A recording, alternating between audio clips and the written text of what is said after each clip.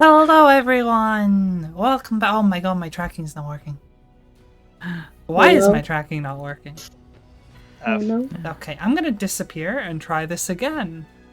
Oh my god, I'm invisible. Tracking's on holiday. What a great Tracking's on start to the stream. And you thought Tommy was going to be the problem. Yeah, I thought Tommy was gonna be the problem. We all thought Tommy was Turns going out I'm the problem. Why am I always the problem? Or supposed to be the problem? Blam. No, Okay, no, leave there it, we go. leave it. I'm existing now. Yay. Calibrate my entire body. There we go. Emotion. Hello everyone and welcome back to Dungeons and Dragons. I'm apparently losing my voice. I don't know why. I've been fine all day. Then the minute we hopped in a Discord call, Fuck. I immediately got a cough and a tickly throat. So that's going to be great considering I'm the DM and I need to talk a lot. But hey, we're going. We're doing this. As ever, I am joined by these wonderful people, including Zulil, Tommy cursing under his breath. What? Yeah, let's start with you. Tommy Got Games, who plays Zulil. This is unexpected. Hello. We got a Ravel, who plays Clue and is currently muted. Hi. Wow. We got a TK Lady underscore, who plays Tori. Hello. And a Vi Valkyrie, who plays Faith. Fruit number 4.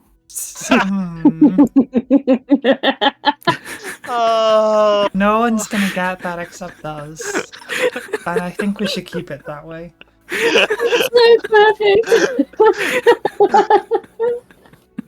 Why? So, It's just a Lego piece. yeah, just a Lego piece. How big a Lego piece? It's a small one. I build with them. I Here probably we have go. No. We're right getting around to it. here. Did it go in easy, Tommy, or was it hard? Oh my god.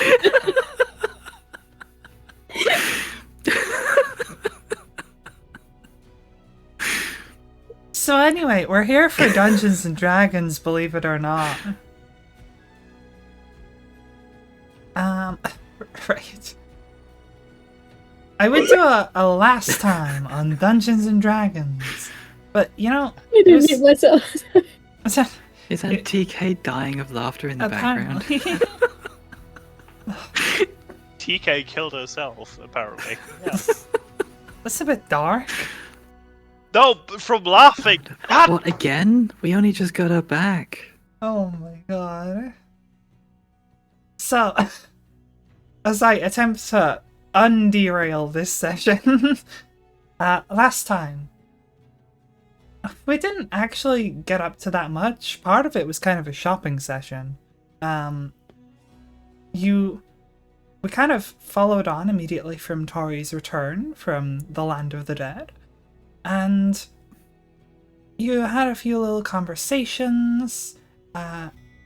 You got to talk to Darian Rosh a little, and he told you that in future, bring people back to life will not be so easy. You had a wander around town and found a place to rest for the night. And some shenanigans ensued with a certain Clue. Vampire? No. He's not a vampire. He's not.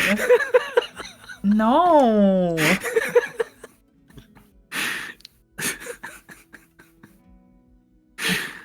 I was literally thinking, like, I can finally unmute and then pass it. No.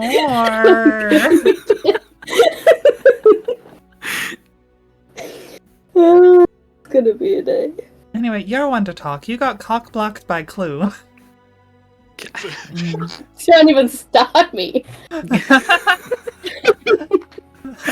I'm still I think salty we're- about it. fighting fucking words at the start of the episode. It's fine. We're after the first like 5 minutes. Yeah, we didn't start until 10 minutes in. Yeah, we might be 14 minutes into stream already. It's fine. Oh god. While Clue was in the middle of cock blocking, she had a look in the mirror and had a conversation about the supposed monster. which turned out to be her reflection. In a state of disbelief about that, you, Faith, attempted to reassure her. Meanwhile, the gauntlet was a little less reassuring. Afterwards, in the morning, you got up and went to go do some shopping. Or you got a bunch of bullshit. Including a very cuddly little lion, who's a little overstuffed and a little wonky. but very cute. While out, you're passed by a... What's the word I'm looking for? I was going to say parade, but that's not quite it. Can't think of the word. Procession? Procession, thank you, Vi. By a procession of what you found out were Drake Knights, who took a particular interest in you, Tom. Although they didn't say anything, they certainly gave you a good stare. And we ended the session by essentially running through a few thoughts around plan. We didn't get too far with the planning, as we kind of left that for today's session. But there were a few thoughts put forwards. Specifically, the suggestions of potentially gathering intel on the parade and the security for it. You also proposed potentially creating a distraction. You talked about looking for someone who might have intel, and were reminded that because you have ran around in various criminal circles and have been a part of the city watch, although not this city, every city's kind of similar. Zolel, you may possibly know where to find some people who can help with that. You also agreed that it's probably not a good idea to involve General Xander in this. Although the idea was floated around, it seems like he's not going to be too helpful, and not only could that possibly work out badly for him, it could end up possibly working out badly for yourselves. And I don't think there was much else said. Oh yes, Ori, you suggested getting a map of the town, or to try and get a lay of the land. And yes, you talked about potentially asking Darian LaRoche if he might be able to help with that. yes. Other than that, there was the suggestion that you all run like hell after you steal this crown, which, yeah, probably. Solid plan.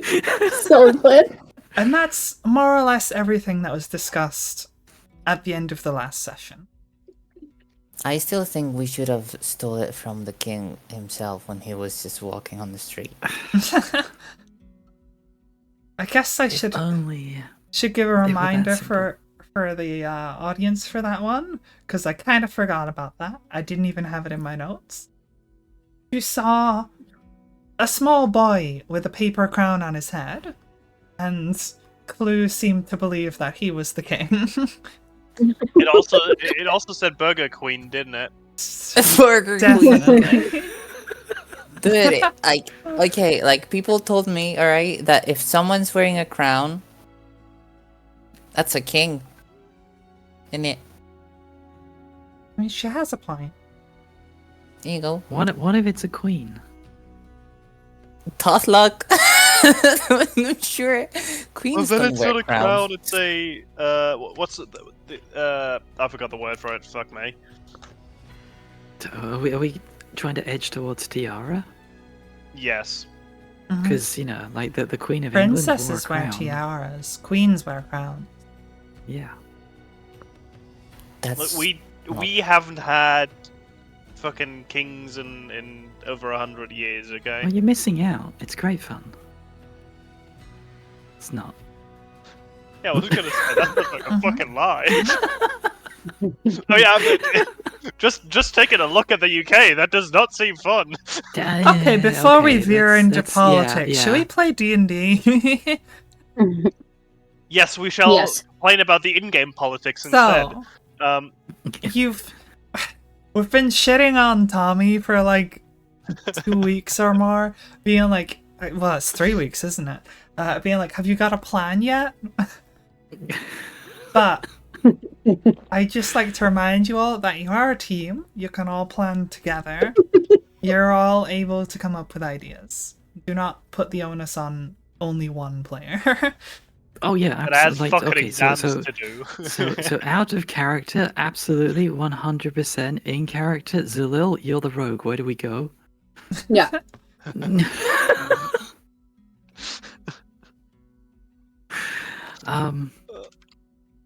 I think we probably want Zalil to investigate and try and find us some shady contacts, because that's very much up Zalil's alley. I think. I don't think having Faith walk around trying to find shady contacts is going to work well. You know, the shiny person, the paragon of law, justice, and virtue, trying to find thieves is not really gonna go down so well. To be entirely fair, there's a lot of shady characters in places such as the hotel that was looking like something else to gather information from. But I mean, it's a hotel on the main street.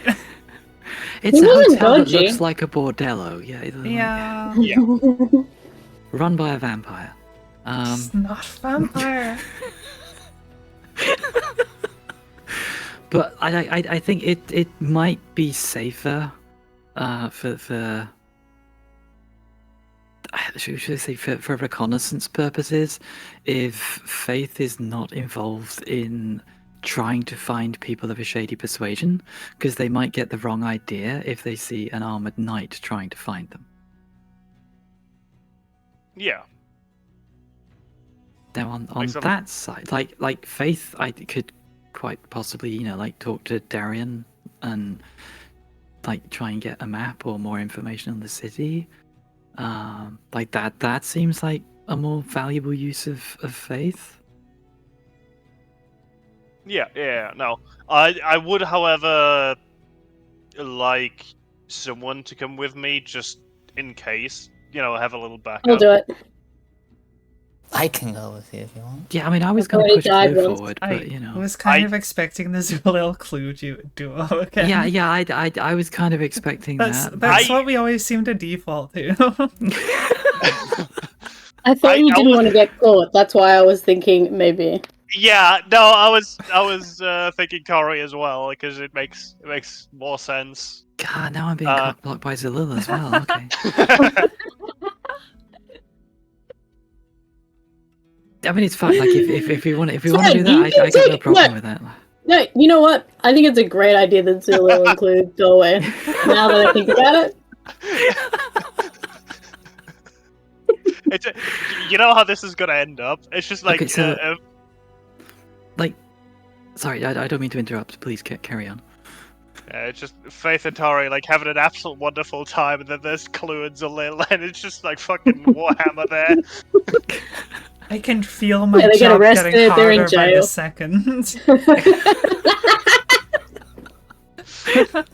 Hey, I was the one who tried to go with Zulu and everyone said no, so you Yeah, all well, have yourselves Not to everyone blame. said no. I agreed with you. So like, yeah, like so the logical part of my brain that says what would be the best way to split the party in order to do this says Tori should go with Zalil. Faith, however, would very much like to go away with Tori. I guess it depends, Tori. Do you want to be effective or do you want smooches? Honestly, I just died. I want smooches. I think they're fun.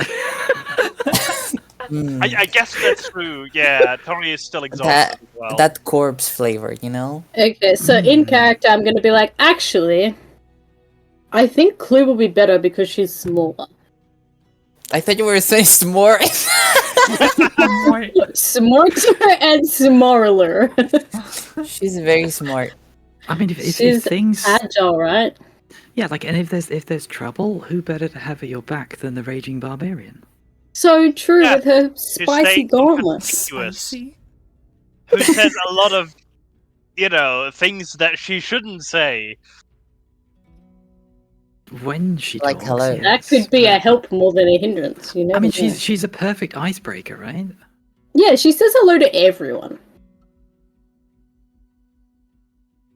And that is very good for being stealthy, right?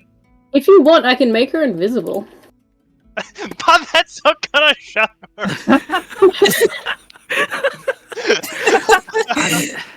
Wow. Hide It's it in plain out of sight. nowhere. He's got a point. He So- has a point. So what you're saying is Clue makes the ideal distraction. Yes, unfortunately. Amazing. Fine, I'll go with Clue. Okay, and then yeah, if you can try and find some contacts, and we'll see if we can talk to Darian LaRoche and get a map or some other useful information. And take your time, guys. Fateface just gonna kind of glance across at Tori and smirk. I am blushing. I'm bright red. This is the bravest I've ever been. I follow Faith. Okay, I'm going to try. I'm gonna grab Chloe by the shoulders and turn her around. Just continue walking. I'm gonna try and force her. No, like you turn it around and she just goes. Oh, okay. It's like a wind-up toy. Oh my god. Oh no. Bye, guys. Have a great time. Bye. See Bye you bye, I later. guess. Okay. Much later. Just gonna be Clue and Zalil half dead, on the hotel floor, in the lobby, drained of blood, and Faith and Tori open the door and I'm go the vampire. Whoa, I fully expect there'll be a knock on the door, and then Faith will open the door absolutely bright-eyed, wide awake, perfect, and Tori's just this rumpled wreck in the background. Help.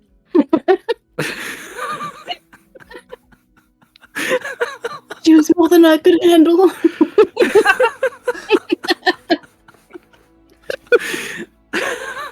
It's just the vampire guy just going your friends are Whoa. dying. I'm never bleeding gonna on my live carpet? this one down. This is gonna stay around forever. Just make him a vampire. We're gonna be on session 100, and you're gonna be like, "Hey, remember the vampire?" And then we've got Michael, and now we've got the vampire. I hate this. We got Michael. We got Durian. At least Durian sounds like his name. Michael sounds like his name. It's literally his name. Spelled the same.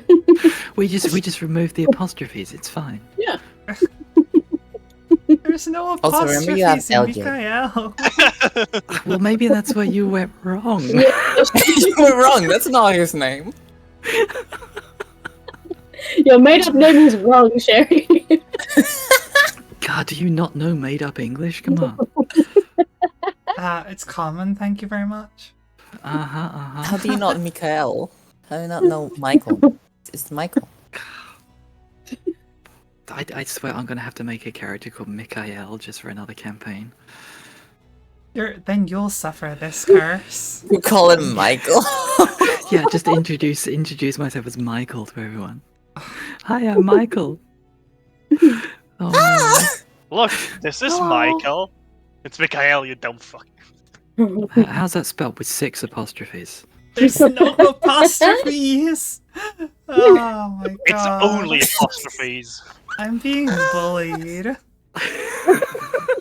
It's my turn to die next. Honestly, Sherry, to be fair, you are the DM. It's kind of your job. It's So the suffering. burden. so Yeah, anyway, you'll rocks get- fall, you all die at the end. Oh, that was an Oh, epic they'll campaign, explode. guys. See, Al's got it. So anyway, it seems we're splitting the party. Who do we want to go with first? So I think we should go with Zalil. yeah, I don't know how long we're gonna take, you know? yeah. Can I at least get the scroll of sending? Like the message? Like, Why should you have it? What if we need it? What if I I need don't- it? we're going to the shady place! Yeah, I don't think we need We've the gotta scroll. get a map. Because, like, what are you gonna send to Zalil? Just a message saying, "Oh God, oh God." I don't know. Like- We're gonna find out. It might be like, this sucks. No, I'm kidding. It's not. Okay. Okay, fine. Here, have it. Don't lose it, or I will slice you. Whoa, okay. I wasn't planning on losing it. You've been warned. Okay. Should we go then, Clue? And he's gonna, like, lead down a bit.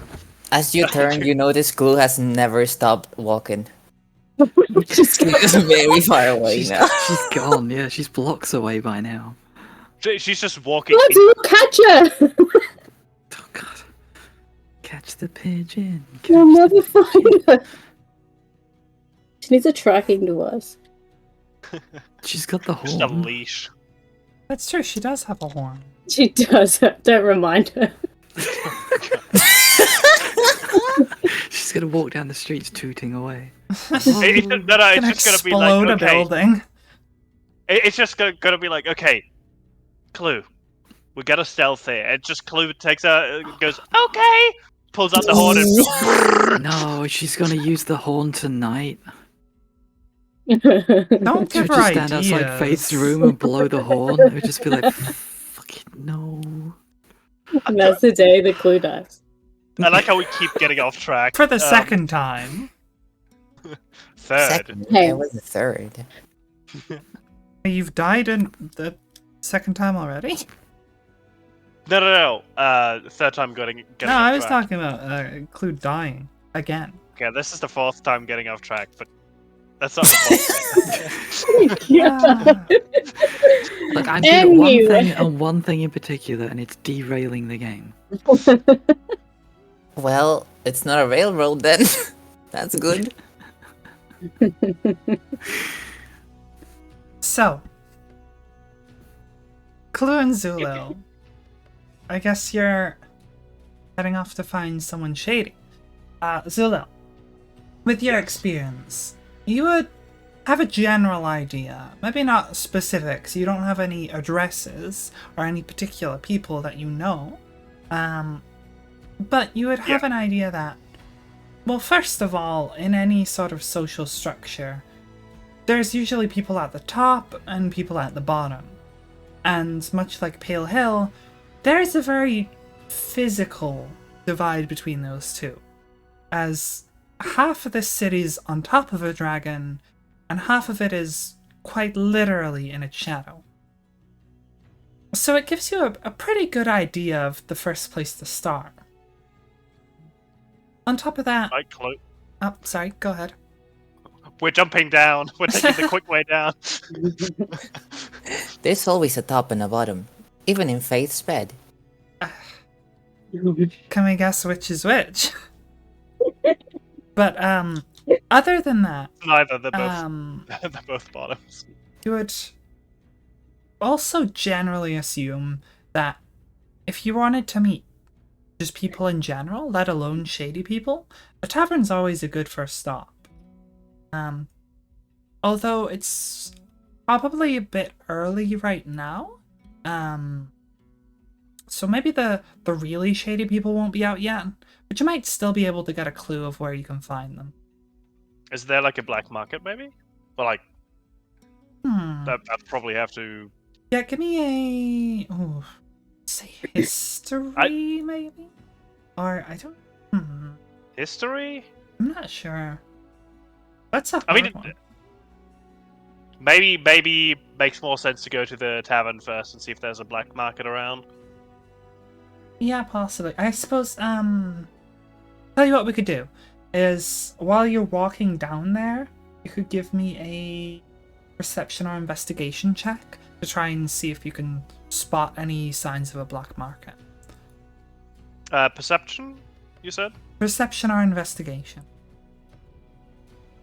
Wow, that is a 12 with a +7. Level of plus Can I 7. help? What's that in total? 19? 12. No, 12. Oh, right. That's total. Okay. Yeah. That's a 7 included. Can So- I help or something? You could help. Do you want to roll again? That would give you advantage. Yeah. It's a nat 1. I was gonna joke about it as well. So mean, one of clue you is- can see a clue little. is- The I other mean- can't see shit. I'm helping. I'm helping, just pushing some random guy down the stairs. No, So, with a 12 on perception, I'm also going to take into account the fact that you're a rogue, and thus you have Thieves' Cant, I believe, right? yeah. Should be somewhere. Yes, you do. Yeah. You're looking around, and it's hard to get telltale signs of where a black market would be if you don't already know where it is. They're intentionally hard to find, but they also do want customers. So there's a certain balance between being hard to find for the wrong people and being easy to find for the right people.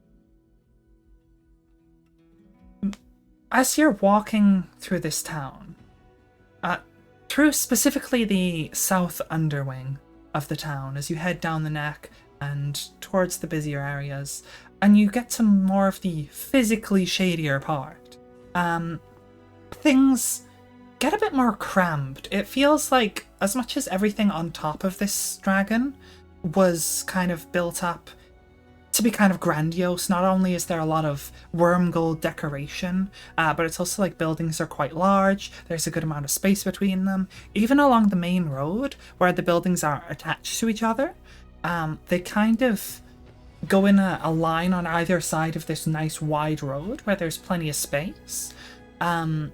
Down here, that is very much not the case. It feels like they've tried to just cram as many people in as possible. Almost like there's a very large disparity between the population in these two parts of the city. And these buildings crammed in creates these very, like, uncomfortably narrow alleyways that are claustrophobic and probably not somewhere you want to be at night. Additionally, a number of these buildings are sort of built like on top of each other. Like, you know, when there's like a store and then on top of the store is like an apartment or something. It's kind of like that, or like multiple stores and you go in one door and can go up the stairs or go in the other door to the ground floor. Some of them even have like small doors to the basement.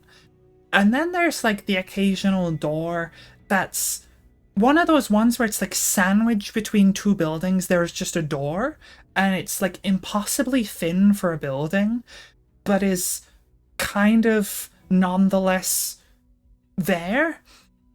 And that is a little suspicious. There's certainly more than one of them here. And you would assume that they are generally either less legal businesses or certain illicit places, possibly certain groups or clubs might meet in them, or possibly they might be selling some things. And from just these very small markings in Thieves' Cant, you can pick up that there's different symbols on some of them that allows you to make out some, but not all of them. One of them in particular, you see, is this sort of like a box with a circle on it, and then a couple more circles above it, which you would understand to imply trade. Like trade of goods, trade of coin, Yeah. some sort of fence. Maybe not a whole underground market, but a fence nonetheless.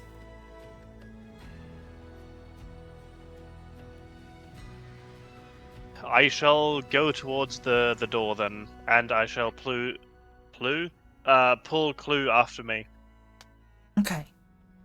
So, Or as Clue would say, I shall approach. you approach the door, and you can see that there is one of those little peepholes in the door where like they can look out but you can't really see in. It doesn't have like a knocker either, and you definitely get the sense that they don't want the attention, but you're welcome to knock. Can I do it? Sure, why not? Just knocks down the door. I just raised my giant metal. I just gently knock on the door. You knock gently. You wait a few seconds, and there's no response.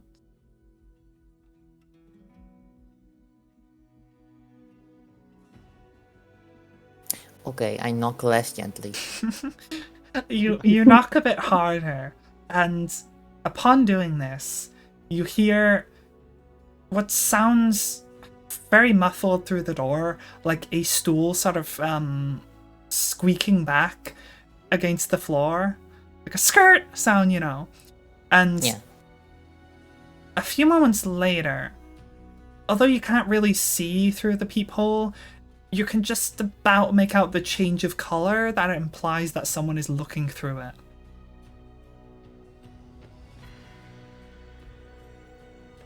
Wait, sorry, go ahead. No, I'm just thinking. I wasn't sure if you were gonna add something to that or not. Go ahead.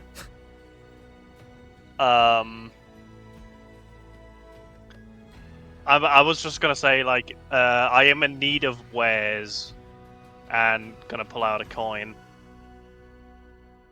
Just a random gold coin. Give Gold me coin, I guess. persuasion roll. Persuasion? Yeah. Right, Clue, are you gonna help? Or deception, I guess. Either or. I can I can help you. I can be very persuasive. Persuasive, yeah. So I will ask, how are you helping here, Clue? He's gonna like try to look like how high is this peephole? At a sort of human head level. Can I like pull myself up? Clue just makes her own door at the bottom of the door, just punching in. It's a door. How are you pulling yourself up? I I don't could know. pick Clue up. You could pick Clue up. That is an option. Now I'm just imagining that guy with the cat where he puts it up to like the door cam. Yeah.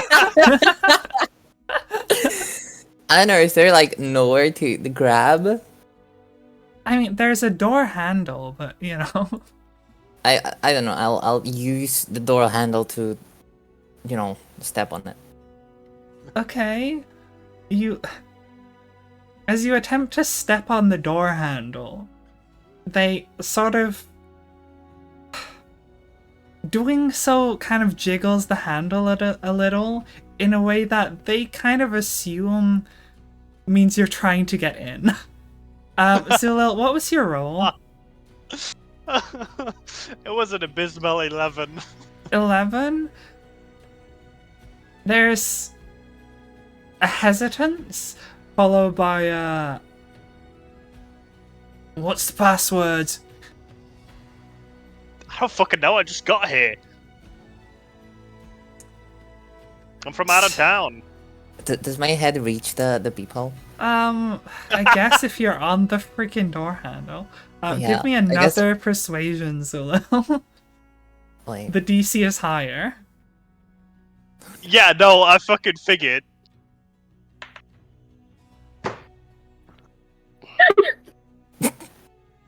We're not getting in. That's what I like to call a good noise. I rolled a 3 and I have a +4. Hmm.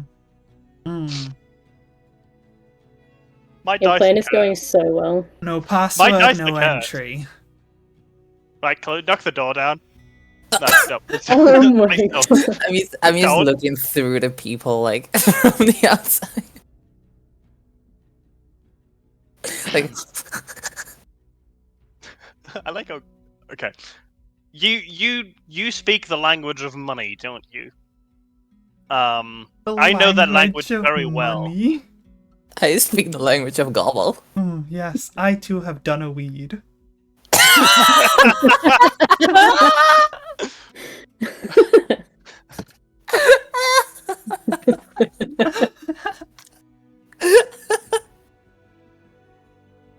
I hate it here. So, if you're trying to present the fact you have money, I will say you may want to present more money. Yes, I was gonna say I'll pull out like 4 more coins, so a total of 5 gold coins. There's a pause before the door. Well, you hear a number of locks unlocking and the door creaks open. And you see what looks to be this. He's like a kind of oldish, wrinkly goblin on like weird stilt legs that make him about as tall as a human. And he's Can I pick the up? weirdest part is can I pick he's up- not that old. He's just very like wrinkled, like the years have not been kind to him. And he doesn't fully open the door. He just opens it enough to sort of poke his head around it. I hold the 5 gold pieces closer to his face. Fine, but I'm taking an entry fee. And he goes to grab a couple coins out your hand. That's fine. I'm gonna also grab Clue off the door because Clue is unhinged. I see And, how the first thing he sees looking out is just a goblin just grabbed there.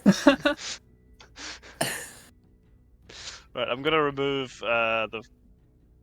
How many gold pieces did Just you take? 2. Just 2. Okay, I have 150 left then. Ah, yes. He opens the door after taking the coins from you and gestures for you to come in. I'm gonna pick off Clue. I'm just gonna carry Clue. Like Okay. in As Just gonna soon bring as it you've with gone me. inside, he immediately sort of slams the door behind you and locks it with like 3 different locks. Before you head down some stairs into a basement, there's a pretty makeshift counter and you see shelves with a number of objects. Some of them are in disrepair, others, well, you can probably guess how they got here. But you see some of them are things with mechanisms, crossbows, little stuff like that. Some of it is more like valuables, just little trinkets. There's like, among all this clutter, you can see that there's like just a little curio with like a perfectly pristine set of like porcelain plates. You know, the kind of like a grandma would keep, where it's just like Yeah. up against the wall, pretty much the only like nice, clean, pristine thing in this place. These would go well with Tori's spoons. Yes. He Nor sold remembers them. for Scrunky. Oh, But forgot about that.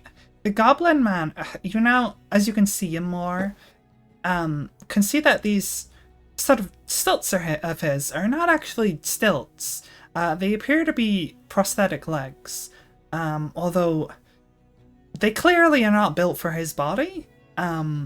Whether they are something he has acquired, that was not so much by choice that they're that way, or whether he's just wanted to be taller, you're not sure. But either way, Does they he have his prosthetic. legs or? No. So his Okay. legs are sort of missing from the knee down. Okay. Hello! Well, hi there. You know, normally we don't let people in without a password. Yeah, I figured. It's been a while since I've been in a place like this, especially in a new city that I've never been to. So, kind of have to make do. Say, what brings you here? Information and wares. Mainly information, though. I heard there was going to be a parade soon, and I have been hired to collect a certain item. I see what you're saying. But you're looking for info, huh?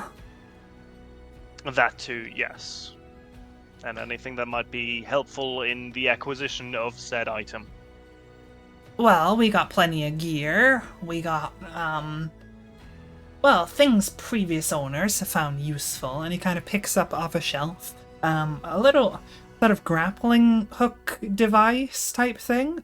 He fiddles with it a little, and as he seems to tighten something on the side, it springs loose, and this little hook falls out and goes on the floor. He's like, oh, kind of picks it up, winds it back up, and puts it back in.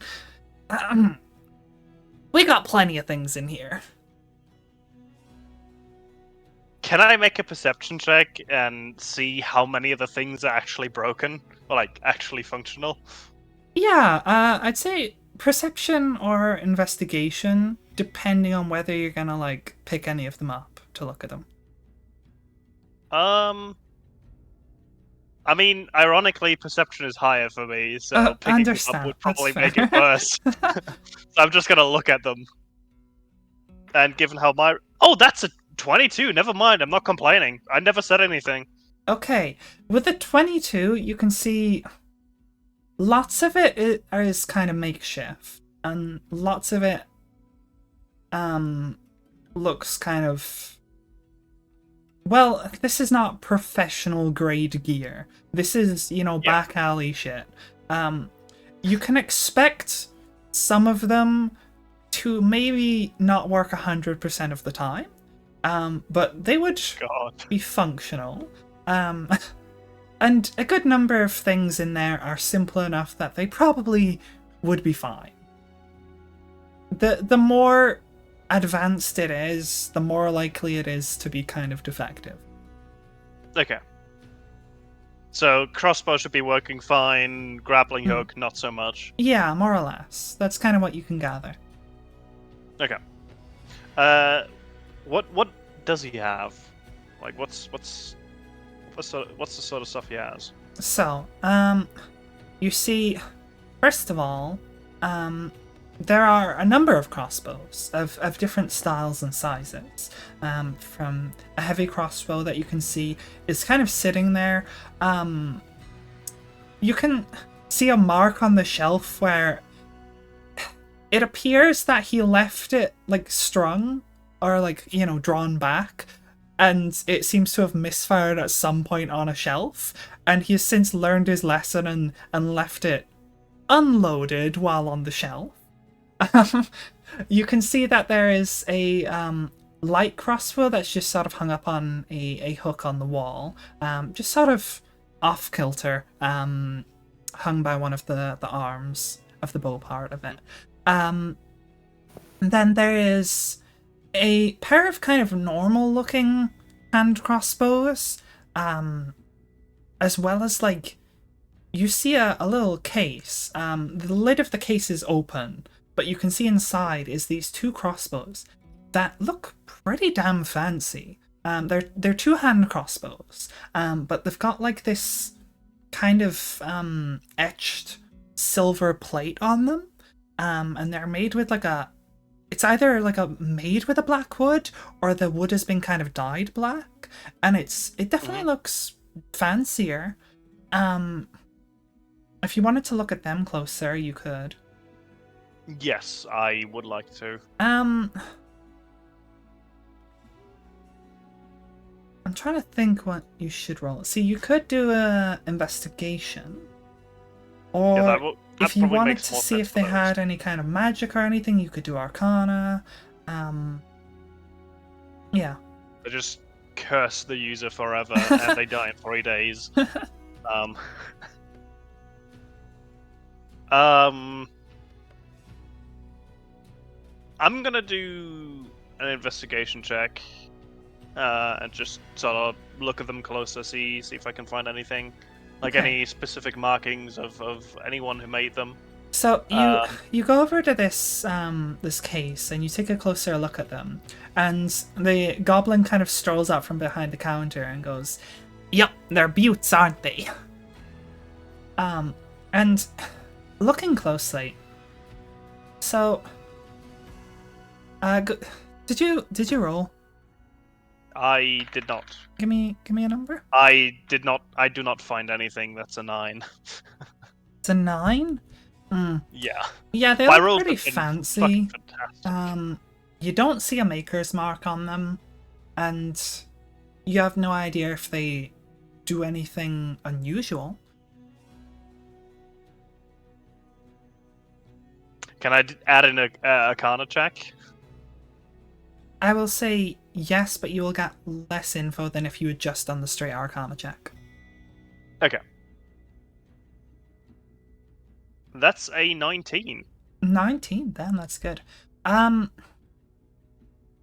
They have, particularly on the silver part, a slight glimmer to them. From what you can tell, they may hold some magic. It's less so that they're like very like special magical weapons, and more that they would likely be considered magical weapons as well as silvered weapons, for the purposes of overcoming resistances. Okay, what would silver So weapons be good for? silvered Like, works on werewolves, ghosts, a number of undead. There are some things that are immune to damage from non-silvered weapons, and Okay. there are also quite a few creatures that are either immune or resistant to non-magical damage from weapons. okay. I mean, we've had some encounters with ghosts already, and undead, and Been relatively lucky that they have not been all too resistant. yeah. How much would the price for these be? Well, normally we trade goods for goods. Goods for goods, eh? I mean, I'm sure we could find a price for them, but... Well, I like to find new things to pass on. True. Fair. I just realized I have not equipped the returning dagger. Sorry. I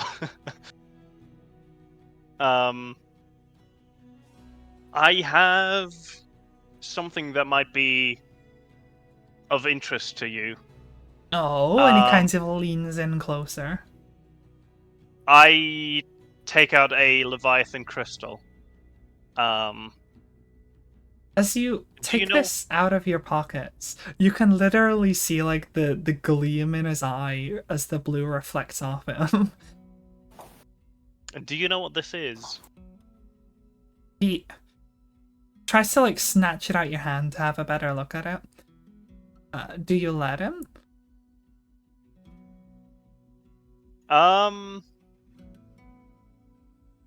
Sure, but I'm gonna grab the box as well. Okay. Like, as a precaution, you know? He sort of snatches it out your hands, looks closer at this, and then looks closer at the box, seeing that you're like grabbing it, and he's like, You're Kind gonna take my stuff, I'll take yours.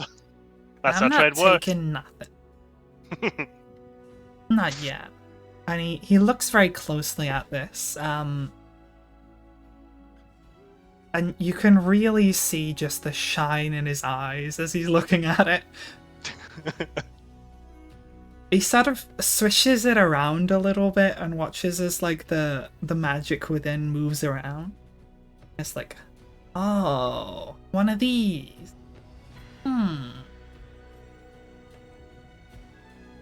Well, it's not a bad start. Can I roll something to estimate the price of the crossbow or the crossbows?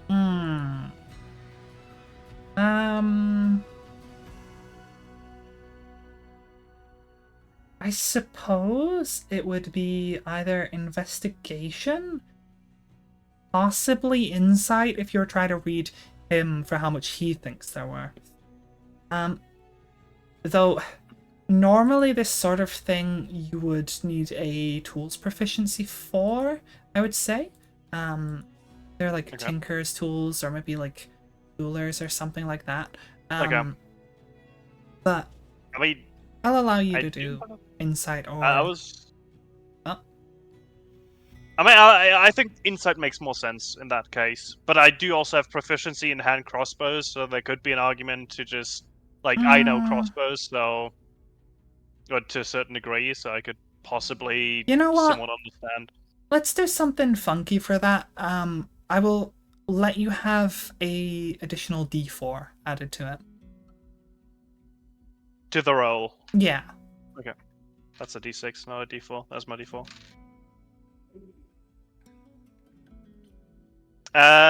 Which I'm gonna roll inside, so that would be 19. No, wait, I can't do math. 18. Sorry. 18. Okay, that's again a pretty good roll altogether.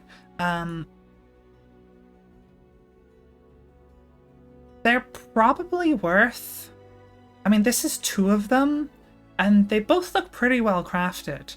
And they're probably worth around 150 gold. However, you Each get or total? in total. You Okay. get the sense from this guy that he doesn't know exactly how much they're worth. You could probably lowball him. Good to know. We comparing shinies? I have shinies. He sort of, while still holding this crystal, looks away and turns his head to you, just sort of cocks his head at you. At like just the word shinies there. I have shinies. And I pull out my my short sword, like the fancy one that I stole from. Yeah, I remember that one. You've had that a while. Yeah. He goes over and, with slightly more caution, given that it's a sharp weapon, attempts to take it from you. Have a look at it. Are you letting him? Yeah. Okay. Actually, I used to say, have fun. I just push it towards, in a really violent way. He sort of flinches back a bit before taking it out your hand. It's like, geez, some people. Boo, behave yourself. What's that? He takes a closer look at it, and so here's the thing, right? In your inventory, we can clearly see that this is worth 10 gold. However, we have a guy here who's perhaps not as good at estimating value as he should be given his profession. He sees a sword with a nice silvery hilt, And it's quite fancy, and it's got this sort of like I guess engraved pattern to it. And he just sees this is a nice sword with some nice craftsmanship. Looks pretty nice. And I think especially it's nicer than most of the stuff in here, at least in terms of its visual appearance. It's a lot fancier than the stuff that circulates down here. Good Chinese. Say, where'd you get this one? A guy. A guy. A dead guy. Oh!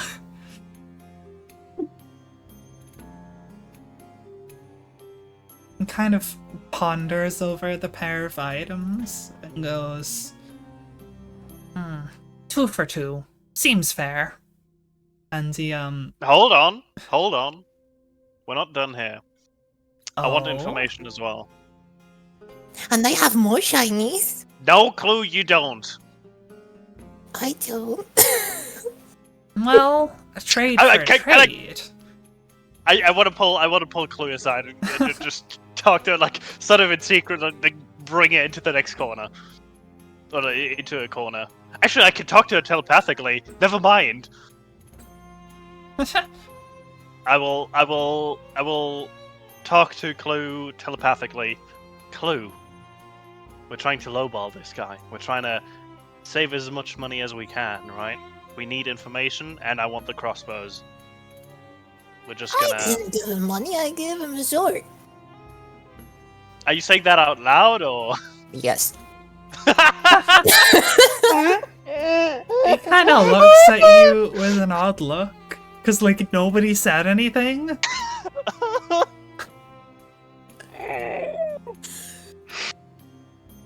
Anyway, like I was saying, a trade for a trade. 2 for 2 is fair, but you want info, you're gonna need to offer something else. Look, I know how much that crystal is worth. Okay. I do think a bit of information is fair with that.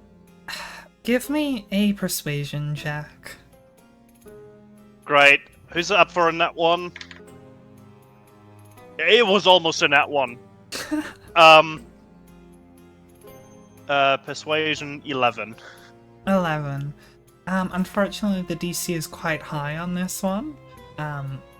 He is not massively convinced. It's like, I'm running an honest business here. Come on. It's a fair trade. I'm gonna rummage through my stuff. Don't, please don't. God damn it, I pull Clue. out the horn. No! The question is, are you willing to give him the horn? I'll let you look at it for now. Right. How much...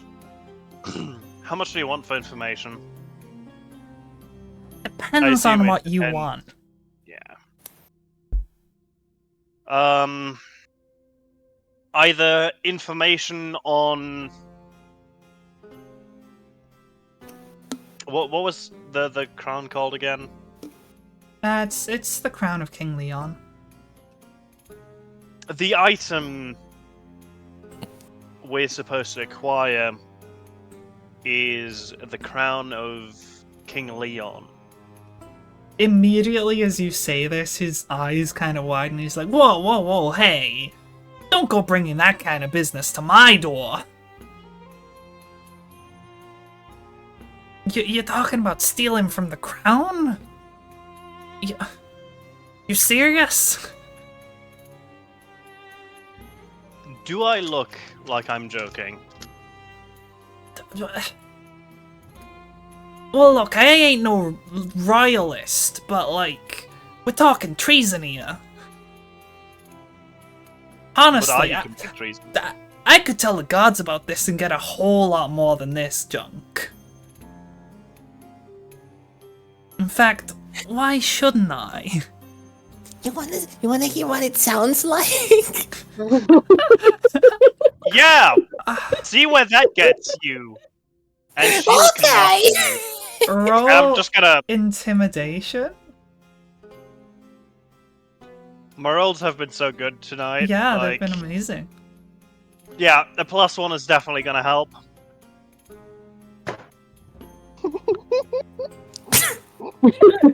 Jesus Christ. So that one. Roll natural one. Sounding You're like on maybe fire. I should call the gods. But hey, I could always handle this myself. And he pulls out a number of weapons from the shelves around him and points them at you. Blackfoot, blow it.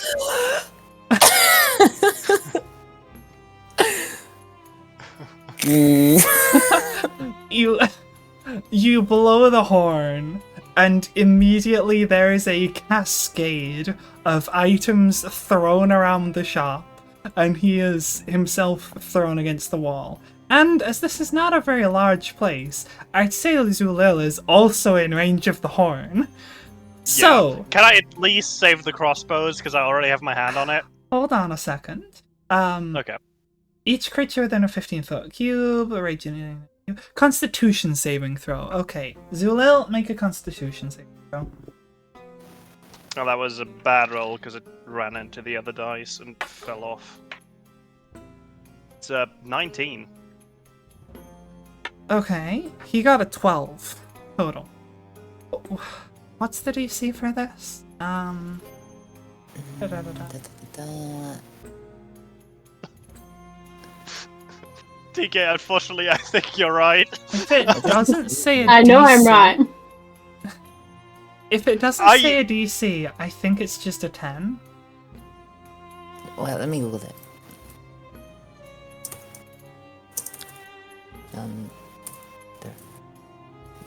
Wait, oh, it'll be the Thunderwave spell. So let's look at 5e Thunderwave.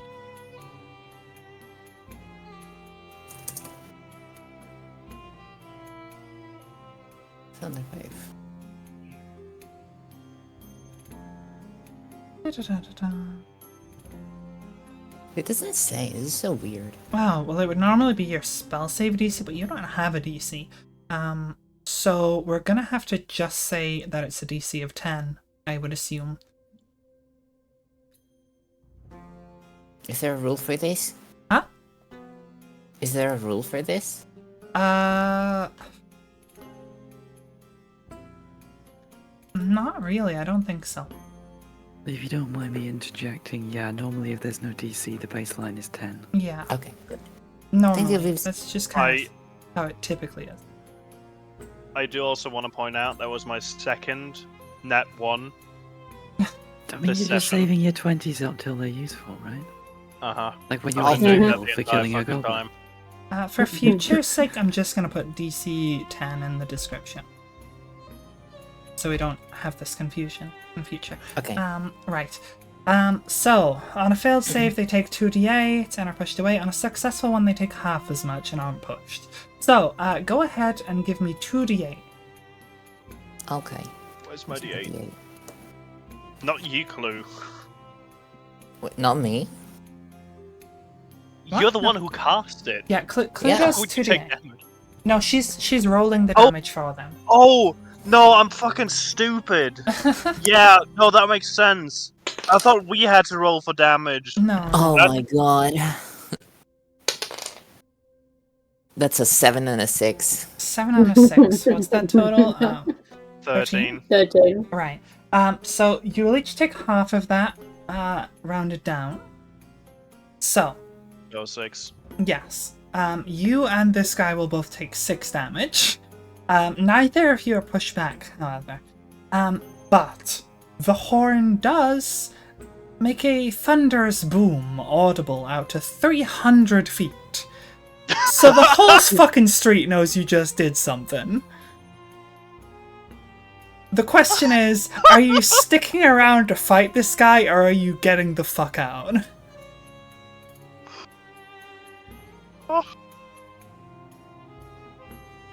It's really Sit nice, down, Clue. isn't it?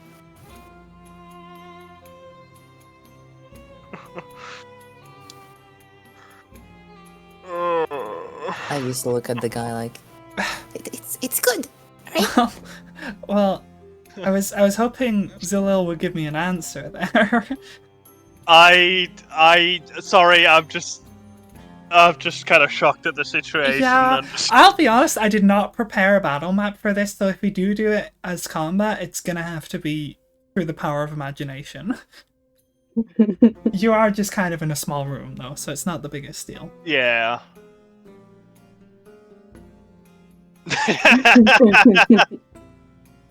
Sounds about right. Yeah. If Fuck you it, don't we're do gonna kill him. something soon, he's gonna do something. So you No, better no, give we're me just a gonna kill him. decision. I'm just gonna kill him. We're just Please gonna. ask him. We're gonna try. Okay, We're gonna break his legs, you know. right. Oh god.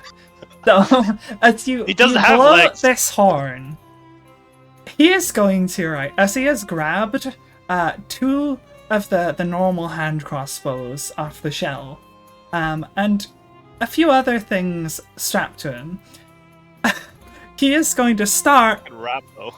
by immediately fucking unloading on both of you. So, with a flurry, he fires 2 shots, for one from each crossbow, before, like, basically, like, with his teeth, pulling it back and sticking a bolt in each one in, like, one, like, fell sweep, before firing another 2 shots. So he's gonna get 4 attacks, that's 2 on each of you. Fucking fighters, dude. I swear to God. Okay, so the first one is a 16. Clue, does that hit you? Yeah. Okay, let me get up the hand crossbow. D&D 5e hand Why is my AC so low? What the fuck? because you're a barbarian. You don't get a AC, you get health and resistance. Ah, okay. Fair enough. Fair enough. Don't give her ideas. Bruh. I Fucking searched sucks, for hand actually. crossbow and I went, which hand crossbow do you mean? Hand crossbow? Hand crossbow? Hand crossbow plus 1? Like, what? Just give me a hand crossbow. Right. So the damage for a normal crossbow is 1d6, which is not too much. That does also add his dex. So, well, that's a 1 plus 3, so 4 damage. That's to you, Clue. 4 damage. Yes. Does a 9 hit? No. As I lose. Oh, you're still. He's still on Clue for Sorry. now. Second shot. Sorry. No, it doesn't. sorry. It doesn't. Okay, 9 doesn't hit. So now for Zulil, does a 11 hit? No. Okie dokie. And that's another 11. So he only No. manages. So is he like kind of rapidly fires off these crossbows? He's more focused on speed than he is accuracy, and still kind of reeling but on his feet from being hit by this sonic blast. He is unfortunately unable to aim very well despite being in a fairly small room. So, I guess you should roll initiative. Oh god damn. Are you serious? Rolled a nat 20. Damn. I Of rolled. course Yeah. you did for fucking initiative. Of course you did. 7 plus Yeah, 4, I 11. know. It's fucking stupid. I'm gonna Unbelievable. roll 2 1s now to just, counteract that 120, by the way, when it comes to hitting him. I'm gonna be surprised if you get a hit in at all. So, Zillow got a 20. Clue, what's your initiative? 11. 11. Okay. And I will roll for the guy. That's The a guy. 1. Does he have a name? That Is is it a Michael? natural Does 1. it have a name?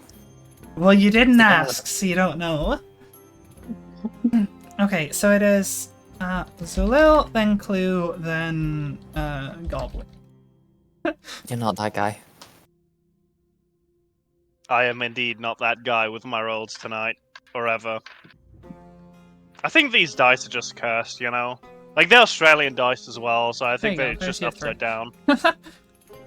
So, Shady shopkeep. starting at the top of the turn order, Zulil, it's your turn, and I should probably change the music if we're gonna fight. Give me 1 second. Combat. I'm just gonna hit him with a cane sword. Okay. You pull out Like right your like that. cane, flick it around, and switch it into sword form. Go ahead and make an attack. 25. So I assume that Certainly hits. hits, yes. Give me the the damage. The +7 does actually count towards the roll to hit, correct?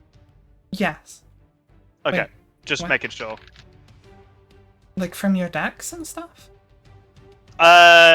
In features, you know, how you have attacks. It says +7 in Yeah, front of the the plus the sevens weapon. to hit, yeah. Okay, yeah, okay. 9 damage, which is Okie almost max damage I can deal. So, it's starting off well. Okay. Amazing. Apparently Zulil can only murder, but nothing else. At best. But only when Tori and Faith aren't there. Okay, so you whip it round, turn it into a sword, and slash him. You doing anything else? I wasn't gonna walk closer to him, so like stand right next to him. Well, yeah, I mean, if you're slashing Which him, you're which in I did melee with the range. attack. Yeah. What else I will can say, this do? is a small room, probably only about 20 feet by 20 feet. So what you're saying is it's a perfect place for fireball. You don't have a fireball. which I do not have, but yeah. It's a perfect No, place for Thunder Wave. Please don't. But yeah, that's all I can do. Okie dokie. Clue. Your turn. My turn. Yep. Oh, I didn't really want to fight this guy. You don't have to, but you are now in initiative. And he did shoot you. Yeah. Where did he hit me? Hmm? Like, where do you think he would hit? Well, it didn't do amazing damage.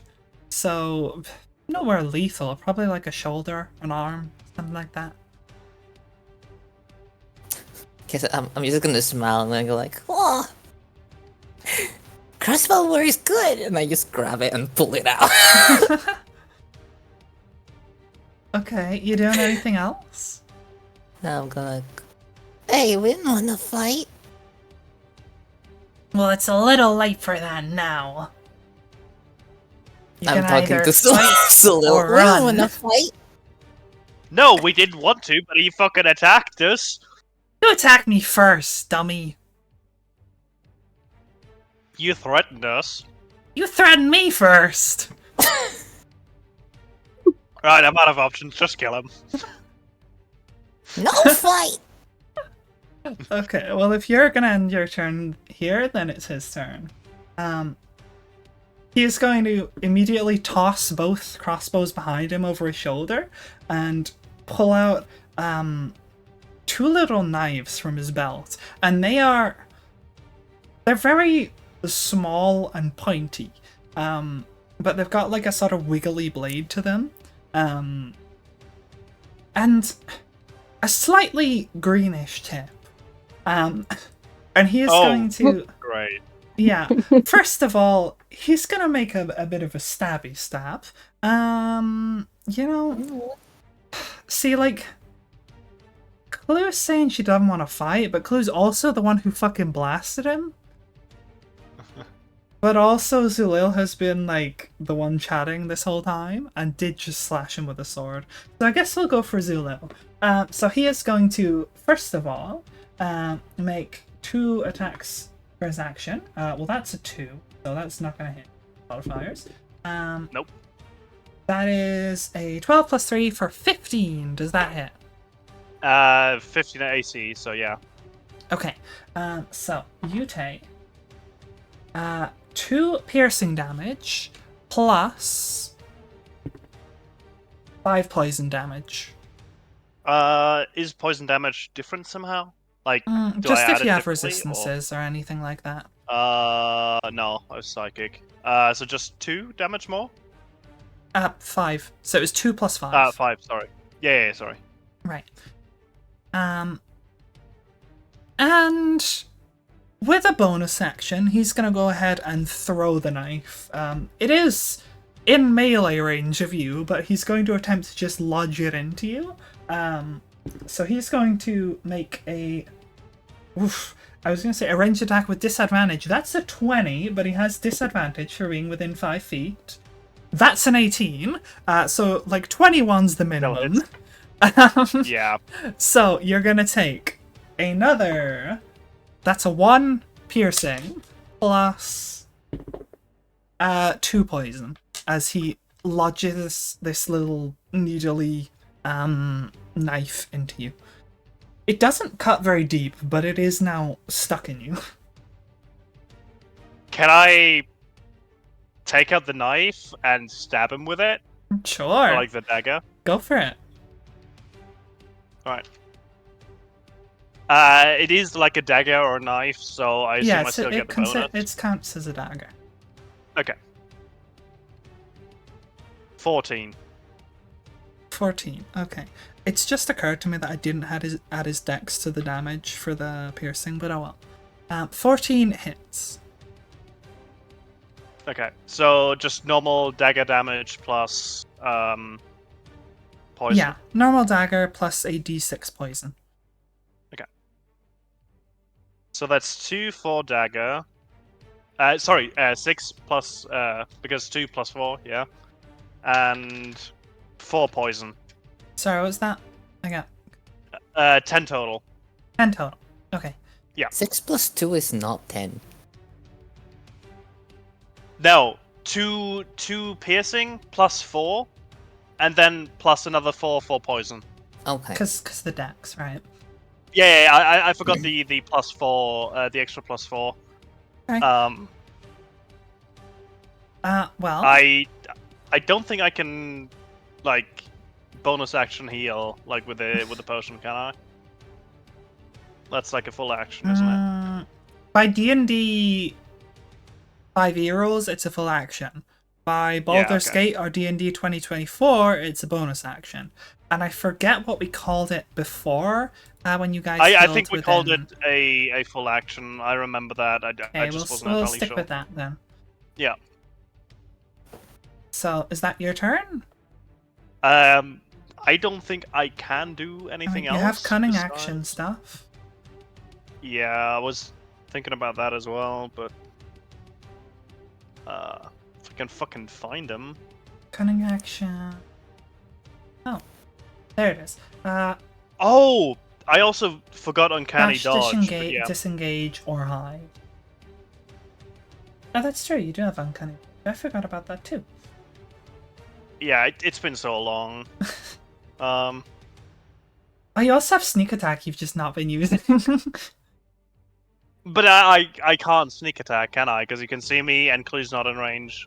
So there wouldn't be any sneaking. Clue, would you say you're like right next to this guy? Maybe? But Like the way I kind of think about this mentally is he's behind like a counter or like next to a counter kind of thing. Well, he came And out I from want- around the counter to stand next to you while you're investigating the hand crossbows. Yeah, true. So the question I- is, like, Clue could have been anywhere within 15 feet of both of you, but she could also be literally right next to him. She did give him the sword. yeah, like I think I am close. But like how much of a sneak attack is that? Like come on. An extra 3d6. No, that's not what I meant. It's like Oh. he's actively just fighting you. Sneak attack, despite the name, is not always sneak. It's if Okay, you have whatever. advantage or if an enemy of the enemy is within 5 feet of them. Well, but I'm not fighting. That's also a thing. Does You it did count? attack him, so I would say it counts. You're in Okay. initiative order and you have dealt damage to him. Well, I did damage to him outside of initiative, technically. It started combat though. I'm gonna Yeah, say okay, it counts. fair enough. So you could get your sneak attack if you want. You did make an attack with Yeah. the stabby poisoned. So if you want to just add Yeah. your sneak attack damage, you can. Yeah. I'm just gonna 5, 8, 14 total for sneak attack. attack damage. Damn. Sneak attack is like most of your power, dude. Yeah. Sneak attack is really good. Yeah. Yeah. Yeah.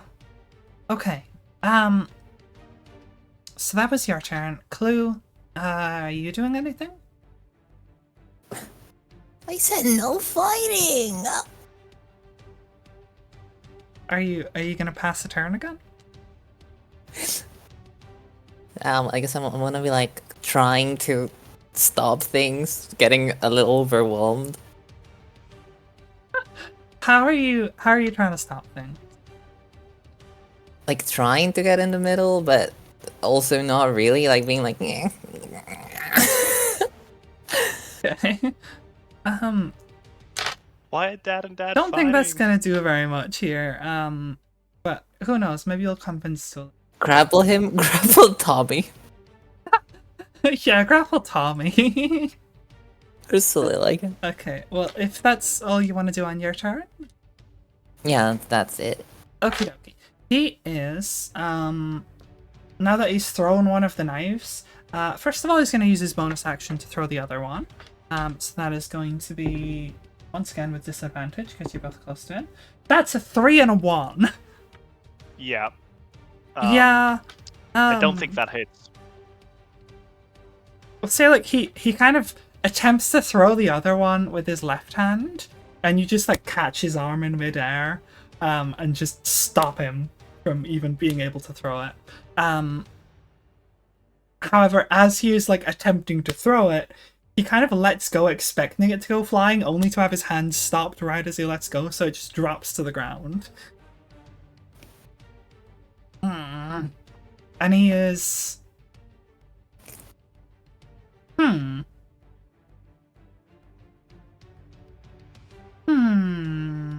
See, he's next to an entire shelf full of stuff and things. So, he's gonna grab a little metal cylinder from it, and he gives it a quick twist and then pulls it open, and this sort of greyish, greenish smoke begins emanating out of it. And he just goes, and first, let me just gonna get something up for the stats for this. Okay. So, as he unleashes a stinking cloud on the entire room, you need to each make a Constitution saving throw for me. I don't breathe. Doesn't matter. Really? Okay. Yeah, the spell doesn't specify any creature that can breathe, just any creature within the cloud. I rolled a 9. Constitution, right? Yes, Constitution. Mine is 9. Throw, go! That is 17. Okay. Let me just check if there's a thing for a successful save. Oh, actually, never mind. You were right. I'm dumb. It does say that don't need to breathe or immune to poison. Interesting. Okay, I apologize, but you succeeded anyway. Zulil, however, you're gonna spend your next action, retching and reeling. So I assume I can't drink a healing potion anyway. Nope, it will unfortunately take your action. And I think he's going to... He's already used his bonus action and his action. But he is going to attempt to shuffle to the side. Move a little bit past you while this cloud takes over you. You will get an attack of opportunity as he attempts to move away from you. But I'm going to say you get... disadvantage because it's kind of hard to see him at the moment, and you're also reeling. Yeah, that makes sense. Don't worry, I'm not gonna hit. 10.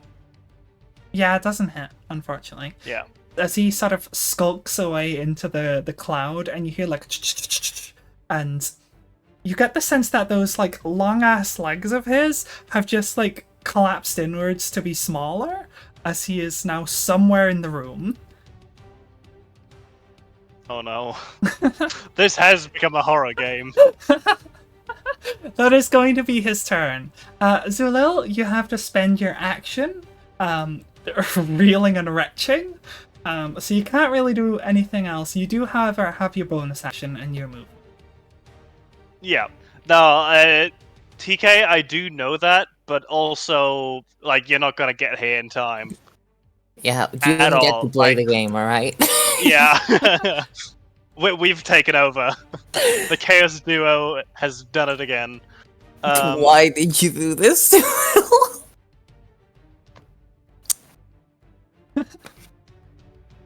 It's not my fault, my rolls are shit.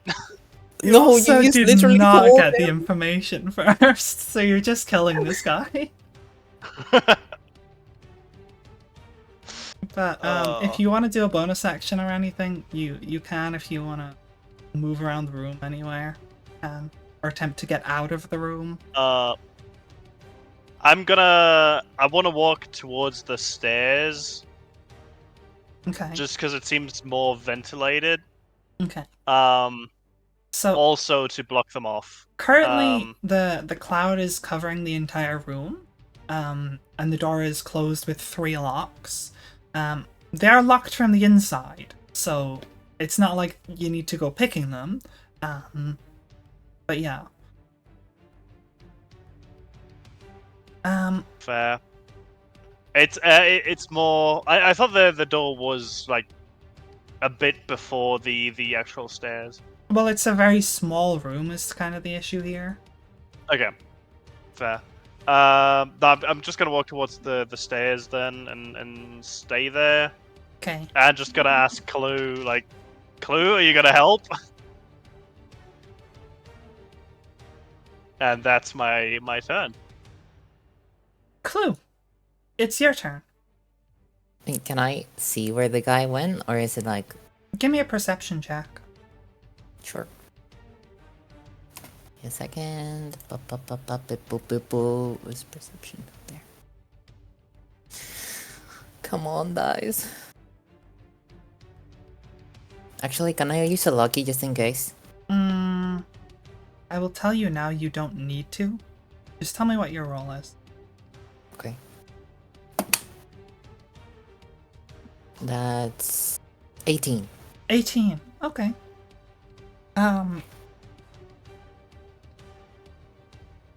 So he may be trying to hide in this cloud, but you two are both goblins. You have a sort of shared mindset of where you would go in this. And if you are, which you are, a small little guy who would want to hide himself, you'd probably go behind something a little bigger than you. Something like the counter. Yeah, that's what I was thinking. So, you know where he is, at the very least. Okay. Are you gonna do anything? I guess I'm gonna, like, start walking towards the counter. Like, I said... No fighting! Jesus. Raise. Okay. you are now raging. Okay, so I don't think you can do anything your bonus action this turn, right? Think your Bonus rage- action rage. Yeah. Well, in that case, you have your action. Action. Which I will use to smack. Okay, go for it. Wait a second. Where's my gauntlet there?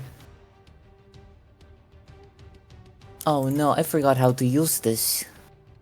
It's just roll and proficiency?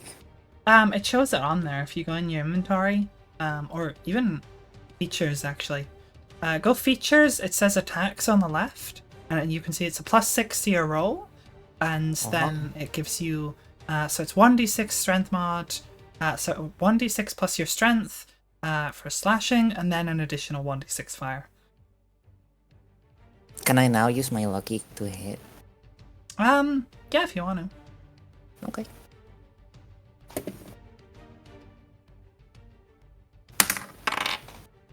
$11. And 11 plus 6. 11 plus 6, so 17. 17 to hit. Okay. I'm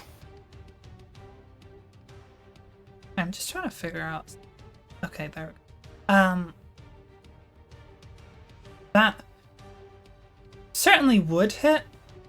But he is going to use his own form of evasion. As those like legs of his extend rapidly and he attempts to sort of spring himself into the air away from you. Where's the uncanny dodge, sorry. Right, so what is the damage for that? Oh, I need to roll it. Yes, go ahead and roll damage. It's d6 plus 3, right? Yes it is. Plus another d6 fire.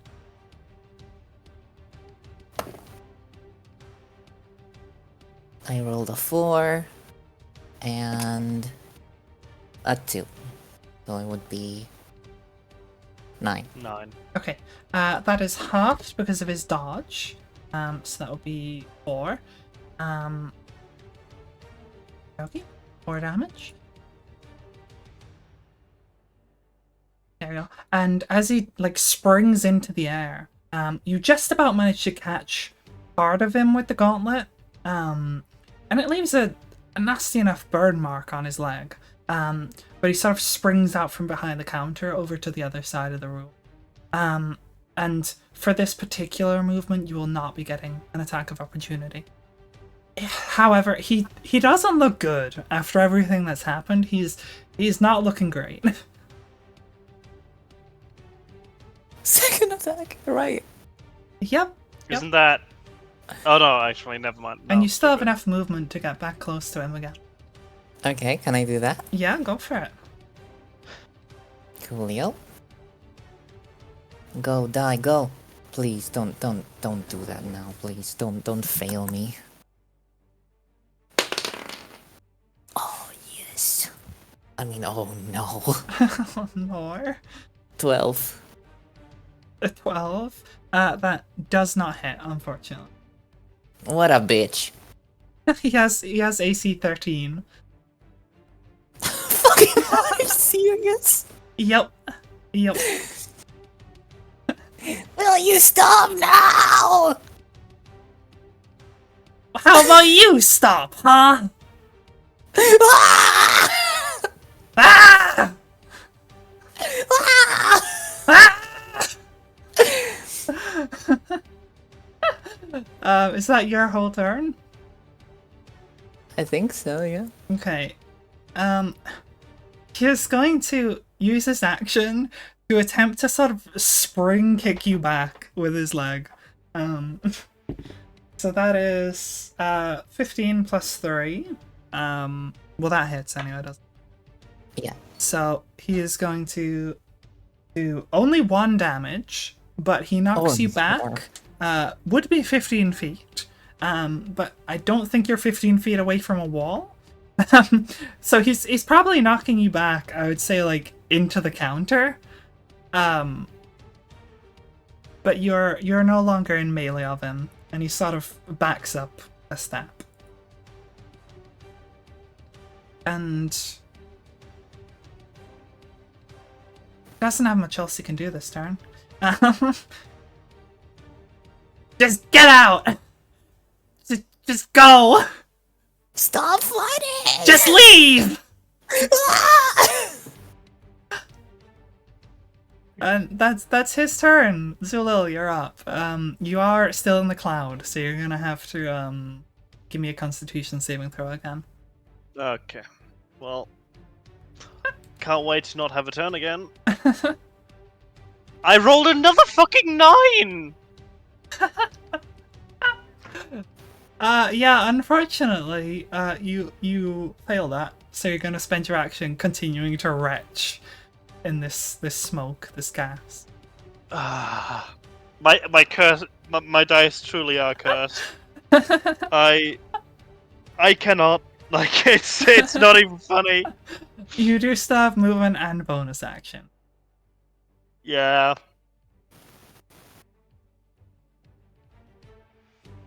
So, do you want to do anything? Are you?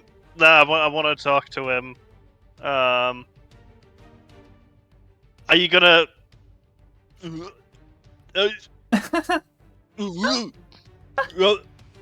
Gonna leave us?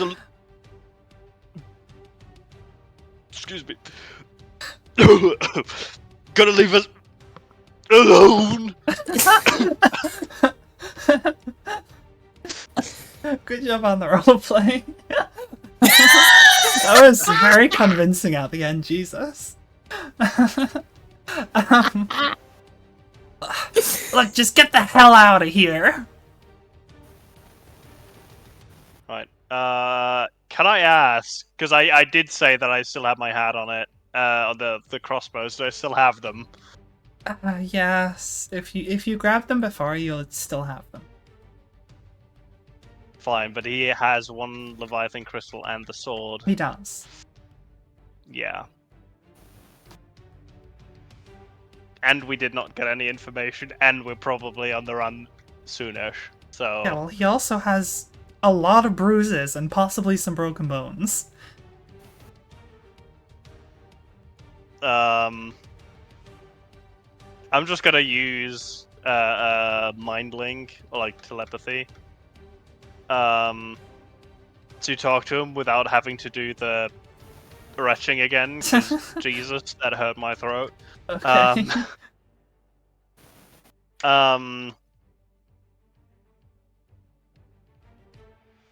Look, I'll give you a potion if you promise to never let anyone know. And if you talk, things aren't gonna end well. For either of us. Fine, whatever gets you out of my hair. Right. I can't. I just realized I still have acid vials. Oh god. Do you want to take no. that chance?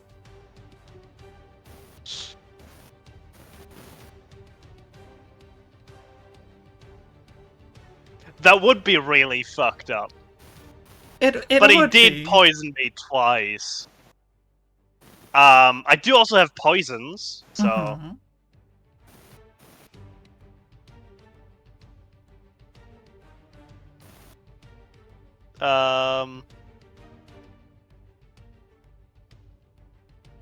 Tommy talking himself.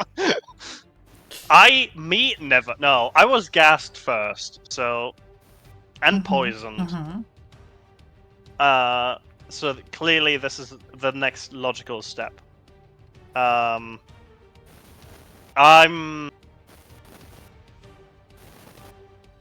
really dislike leaving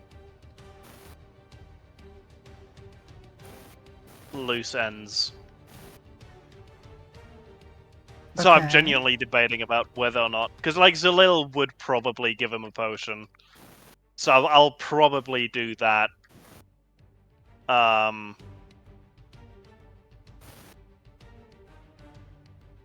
Okay. Is that what we're going with? You're gonna give him a potion?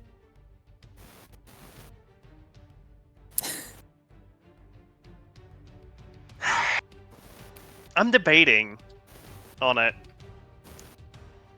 I do also have Alchemist's Fire, so there's a lot You of do. options here. If you want to burn the whole shop down. And probably the whole fucking lower town. I will give you a little bit of insider info here. He does not look good at all.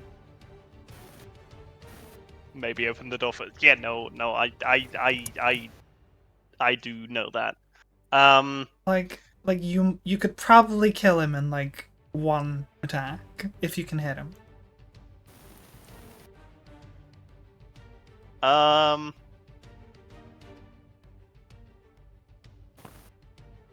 Fuck it, we're gonna go with the acid strat.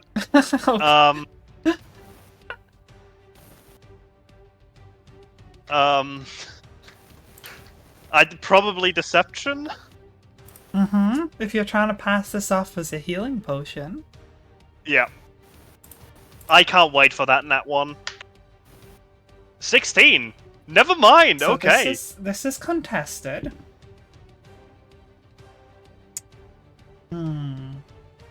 See, he rolled a 9, and he has 5 insight. It's a 14. So, what did you roll? Was it 16. 16? Yeah. So, you give him this healing potion, quote unquote, and see, here's the part I'm debating with: is this guy would probably be able to recognize it. Whether he believes you're handing him a healing potion or not is a whole different matter. Whether he recognizes the potion, I'm gonna give him another roll to see. Let's see what stat. If he trusts me or not. Well, no. So he's already done the insight to see whether he believes you, but also he can Okay. look at this and see what it is. So I'm gonna say Okay. investigation Yeah. for him. Okay, yeah. He's not terrible at, but he did roll an 11 with a +2, so that's only a 13. Now here's the question: is where do I set the DC? Because it's not like healing potions and acid potions look alike. You know, I mean- one's kind of a red liquid in this nice bottle, the other is a greenish liquid in a vial. To be fair, the acid, even though it says vials, is from the one monster we fought that was eating Clue, I believe, and we put into wine bottles. So Okay. I could pass it off as like homebrew ones. if you Homebrew. want. Homebrew. That's why they're green. It also tastes like acid. I'll say, with the tinted bottle, he can't see the color of the liquid inside. And he's going to take a swig. Like, he's not gonna swallow that. He's, You know? He is going to take a swig. What is the damage for the acid? On a hit, the target takes 2d6 acid damage. Okay. Go ahead and roll damage. 6. So, he takes a swig of this, and he doesn't get the chance to swallow before he spits it out, and his mouth is already burning. And it is unfortunately too late, as just the inside of his mouth and his tongue is just burning out. You hear just gurgled noises, and he collapses, his mouth frothing. Oh no. And yeah, he's pretty dead. So, you are now inside a store Wanted criminals. with a dead guy. It's still full of horrible gas. And you did set off a horn that anyone within 300 feet could hear. Whether there are guards around and whether anyone will intervene is a whole other question. First of all, I'm gonna search the body. Partially to get my 2 gold pieces back, Okay. and also to see if there's more. Yeah, you find he has quite a bit more than 2 gold pieces. You find on him 73 gold pieces. 73! 73. 70. Holy shit, okay. I think while Celil is inspecting the body, I'm just gonna approach him from behind. Oh god. You just put the metal hand on top of his head, like. Thunk. What did you do? I must have grabbed the wrong potion by accident. I slowly turn your head around. You're just gonna snap my neck. Oh, like to turn you around, not to turn your fucking head. You see I a look at really Clue. angry goblin. like foam coming from its mouth. It's- Kind of angry. I will remind you, it's also still full of gas in here.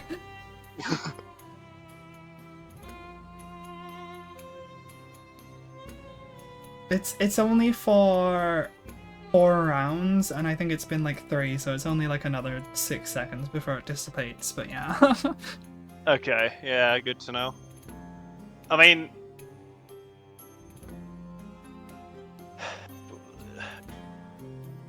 what's up with you, Clue? What's all this then?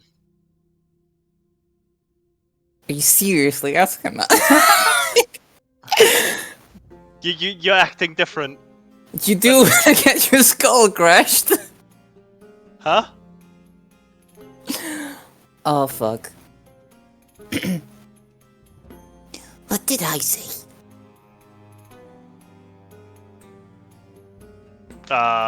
Stop fighting. I use a nod as I like try to close my fist like on his Can head. I try and escape?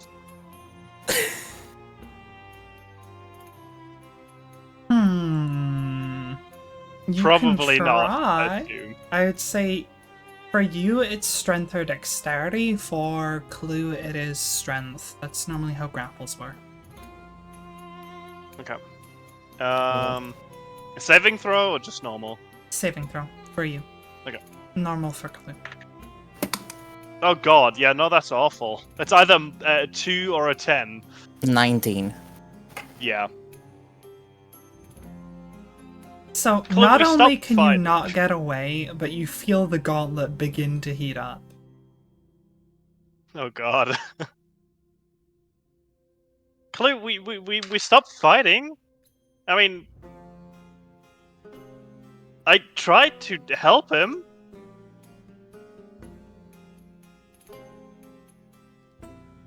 How can you be more stupid than her, dude? Like,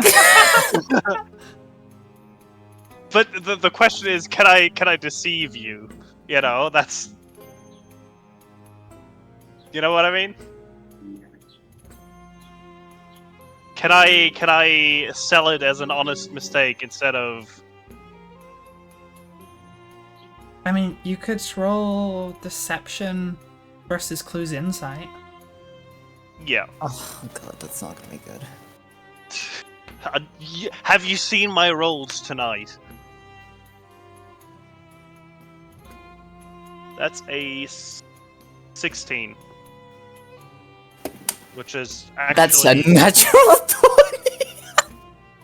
20! You ain't buying this shit. Right. I'll take my leave, guys. I'll see you in the next campaign. As you're having this conversation, there is a knock at the door. And you hear a voice call out, "Garbo, you okay in there?"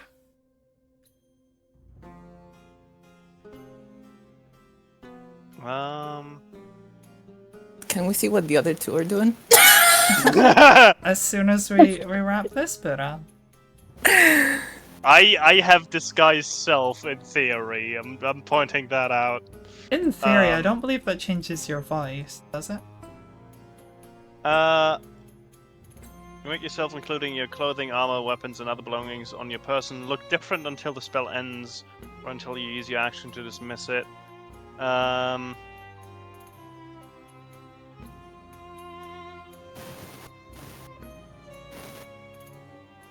doesn't I look like don't it, think no. so, no. So you would have to make a deception check for that.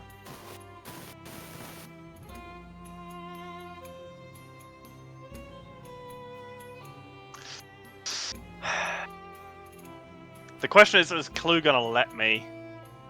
That's a good question. Like, Garbo? walk to the door?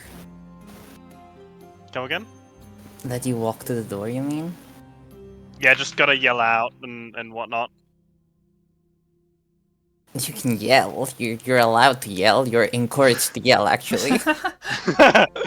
Yell for your fucking life. I'm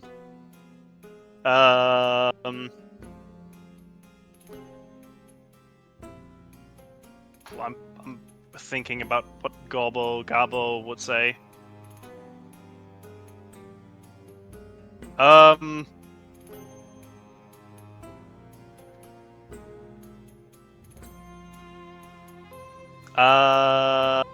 Fuck it. I'm just gonna yell. Oh yes. Just. Oh yeah. Yes. No, oh yes, I'm fine. It's just an item malfunction. Are you attempting to do a Garbo voice? As you Yes, say I this? just. Yes, I'm attempting to do a Garbo voice. Give me a deception check. And give us your best go voice. That's a 12.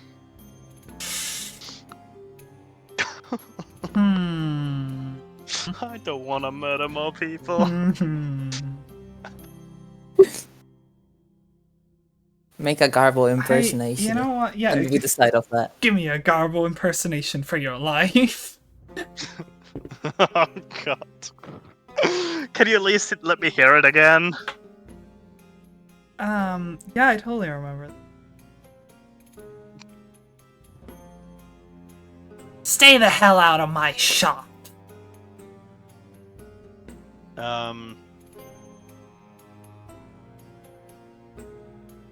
Stay there. Fuck. I fumbled my fucking words. Stay the hell out of my shop. Close enough. They rolled a 5 on insight, so yeah. Okay. Apparently you're convincing Fucking- Garbo. I have become Gobbo. Okay, as long as you're alright in there, Garbo. Like, we love you, Garbo. I hope we come The home with your kids wife can't and wait children. for dinner later. You're Yeah, I still was gonna coming around, say, right? Johnny's been asking about you. Little Johnny.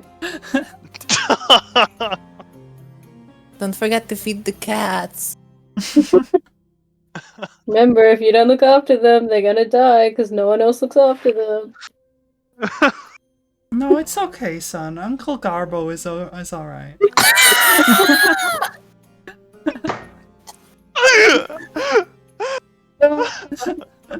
No, like, I'm actually getting sad. Yeah, no, like, I didn't want to kill him at first, like, the entire time. It's your fault! Fucking kill him! Why did you fucking out? Like, we're up to, like, world level fucking crimes. Can you give us some information? Sure you don't mind being a traitor to the crown?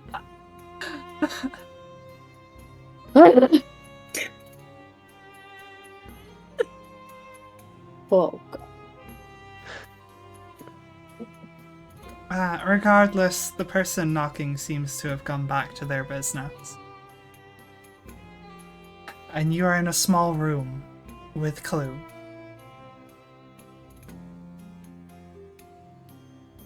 The corpse.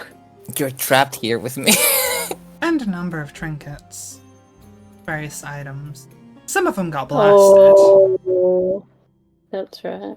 They may be working less than they were before.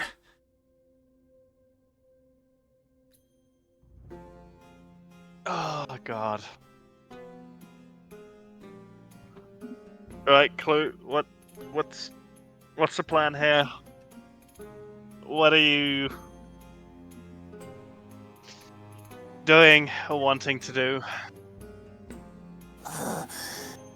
You drink the rest of the potion, eh? I mean,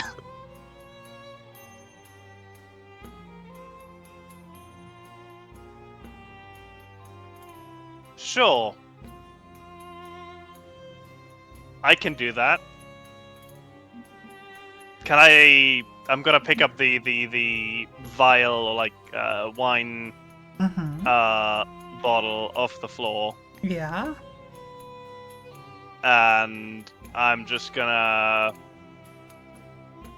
gonna sleight of hand it Okay. to like pour it onto the like already dissolving body, or maybe not sleight of hand. No, yeah, I'd say that's sleight of hand for the.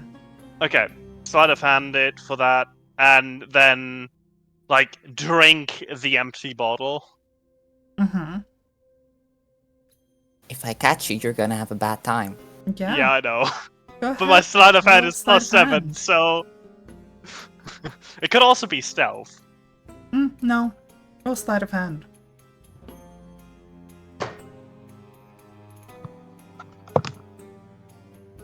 I will remove myself from the deal. I'm gonna assume it wasn't good. I rolled a 2. Okay. That's a total of 9. Yeah, that's There's still still a that's still possibility. Clue, doable. go ahead and give me a perception check. okay. Right. Come on, you got this. I mean, my passive perception would already catch him, but like, Ooh, would it? Interesting. yeah, it's 13. Never mind, don't bother rolling. Oh,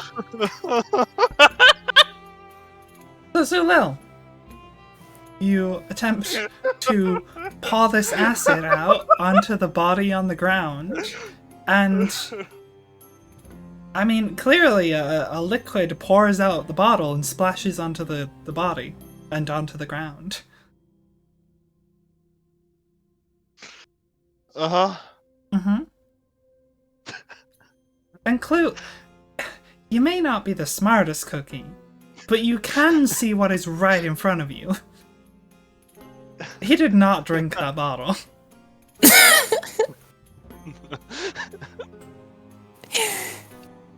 You poisoned him, I knew. What? What did you say? Sorry?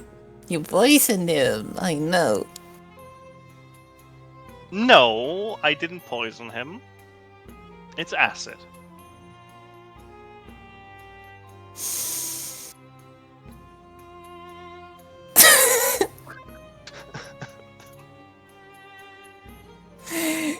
You can feel the grab getting more grabby.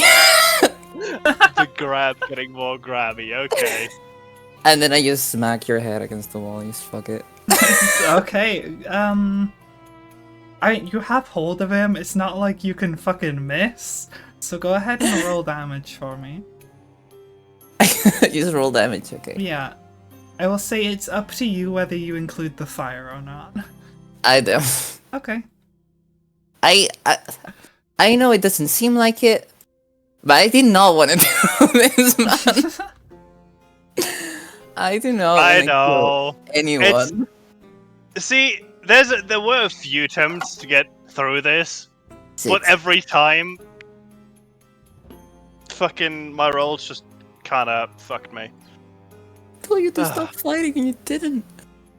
It's 6 damage. Technically, we stopped fighting. I gave him a potion, and it turned out to be an acid one. Dude, you keep saying that and I'll use my second attack, dude.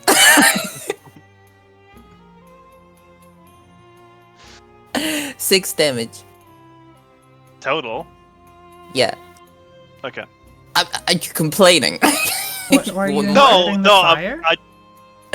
Without I the wasn't- fire. Oh, without the fire. Okay, that's why I asked total. But yeah, I am on 6 HP now. You're choosing not to use the fire then? Yeah. Okay.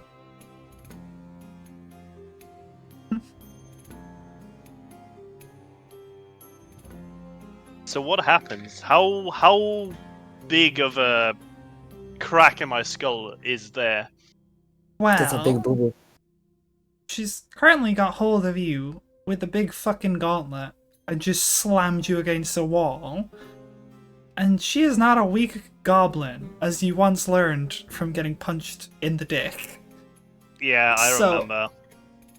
It fucking hurts, and you're pretty sure the back of your head is bleeding. Cool. I'm so fucked. I'm not gonna get out of this alive. Mm-hmm.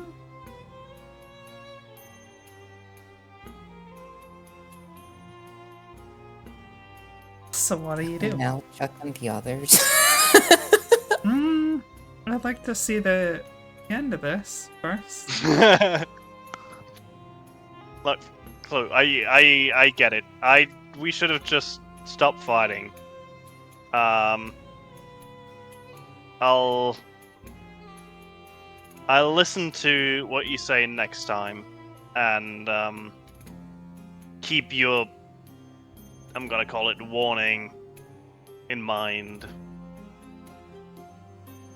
so this doesn't escalate like this again.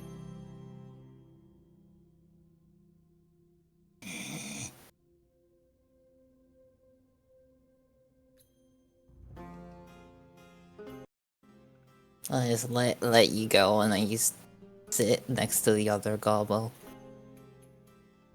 It is certainly not a pretty picture with half his face melting. And, you know, Zulil did just pour more acid onto the body. Yeah. So now the other side of his head is kind of melting a little too. Yeah, I'm gonna reduce that by 1. I'm gonna keep the Leviathan crystal because I assume I picked it back up. Okay. And I will drink 2 healing potions. Okay. So you did have ceiling force. Oh yeah, he had potion. I told you I grabbed the wrong ones. And you're looting the body. Mm-hmm. Look, I always loot the bodies, okay? 5, 6, 8, 9 plus 4, so 13 health total. Which brings me back up to 19. And I lose 2 potions of health. Got 2 potions of healing. Okay. So you're taking back your crystal. I assume you're keeping the crossbows. Yes. Blue, are you taking back the sword? No. Okay. Do you want to take anything else in here since there's no longer shopkeep? No. Zulil, do you want to? I assume there's nothing of value anymore. Because it either got destroyed or was already destroyed. Yeah. There's like a few bits and bobs if you need like standard adventuring gear.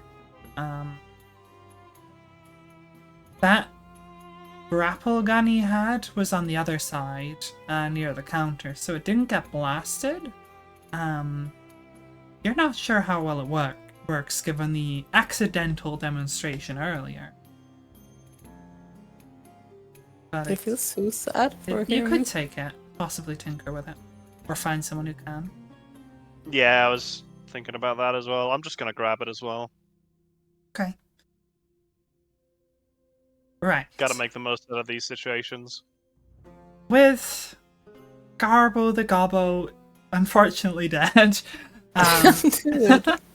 and whole lot of tension between you two, should we take a quick break here and then swap over to the other two? Yeah, I feel so bad for Yeah. them too. I'm so sorry, guys. Look, we had It's the. fine. It's just I said it at the start. Like yours is gonna be like a fucking flowers and sunshine, right? Ours is fucking Warhammer 40k. yeah. I was hoping you were wrong though. I do have to go in like 30-ish minutes, just so you know. Okay, well, let's just take a quick break and then we can. I don't know how long it'll take to do our part, but then we can maybe wrap it Okay. up after. Cool. So we will be back. Words. We will be back in a couple of minutes. See you guys then. Boop.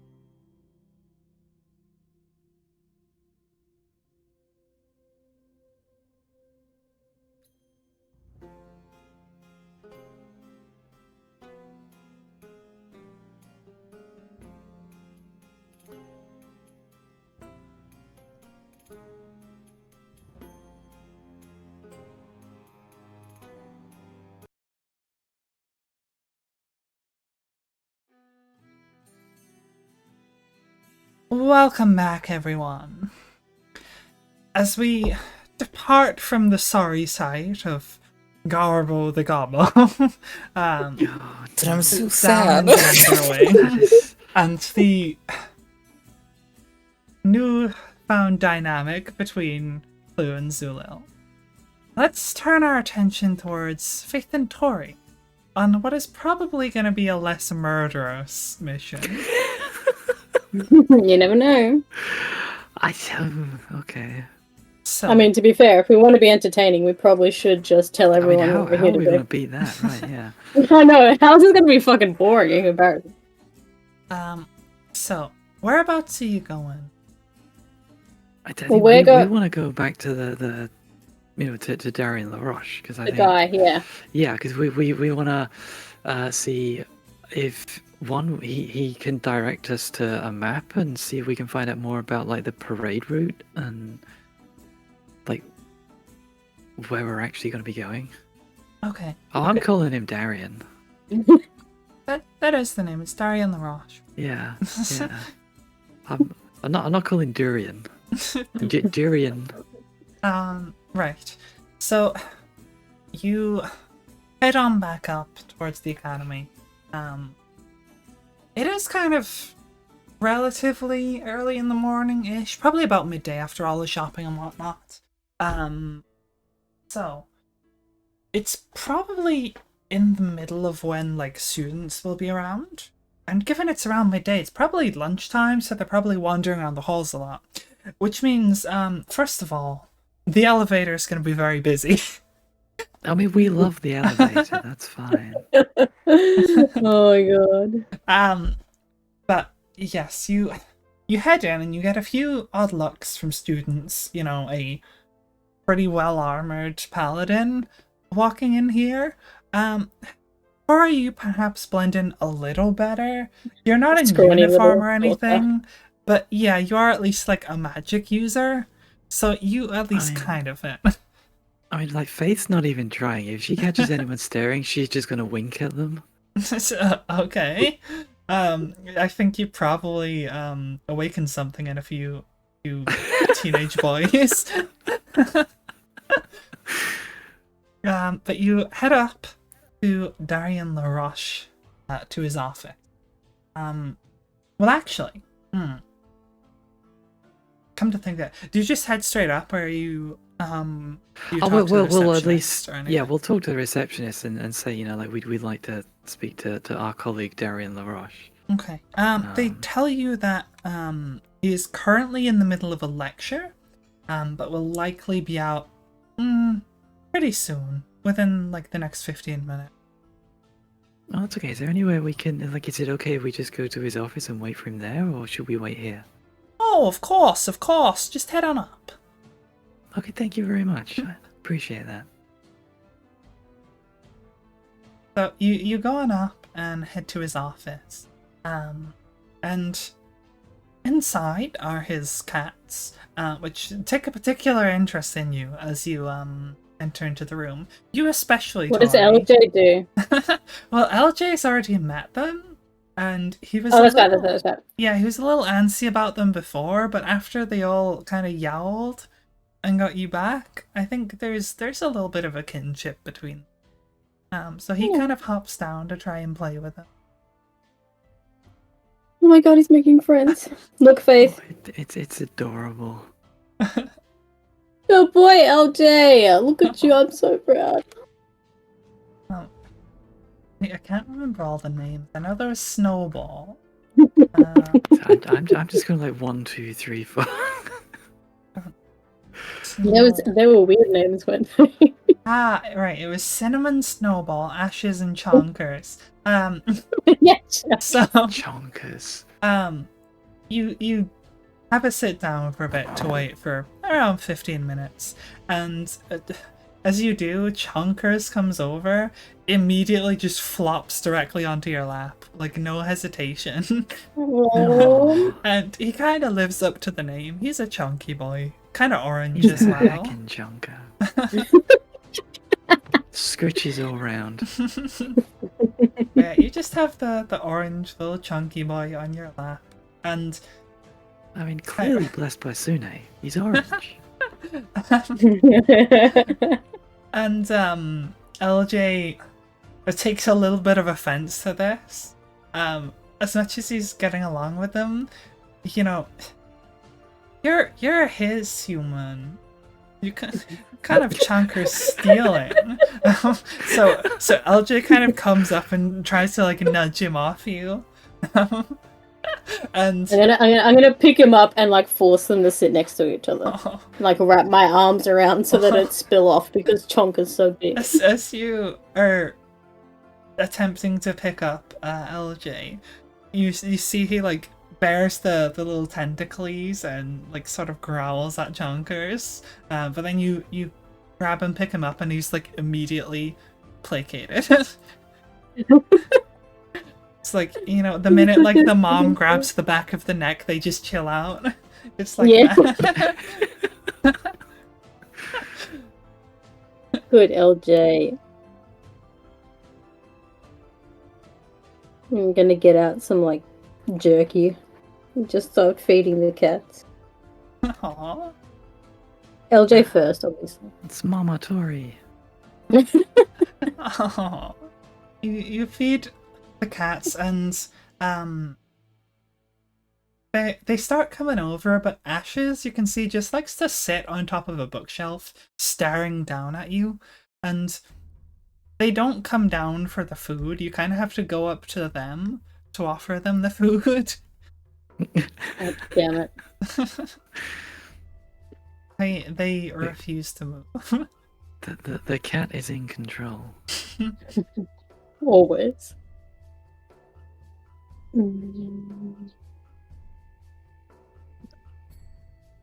How do you think Zilil and Clue are doing, Faith? I mean, I'm sure they're fine. They're just getting information, right? How should bad be. could it possibly be?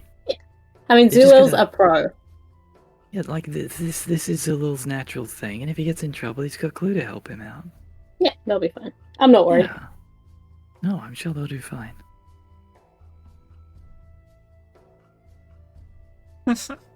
So In the distance, you hear the fine. horn.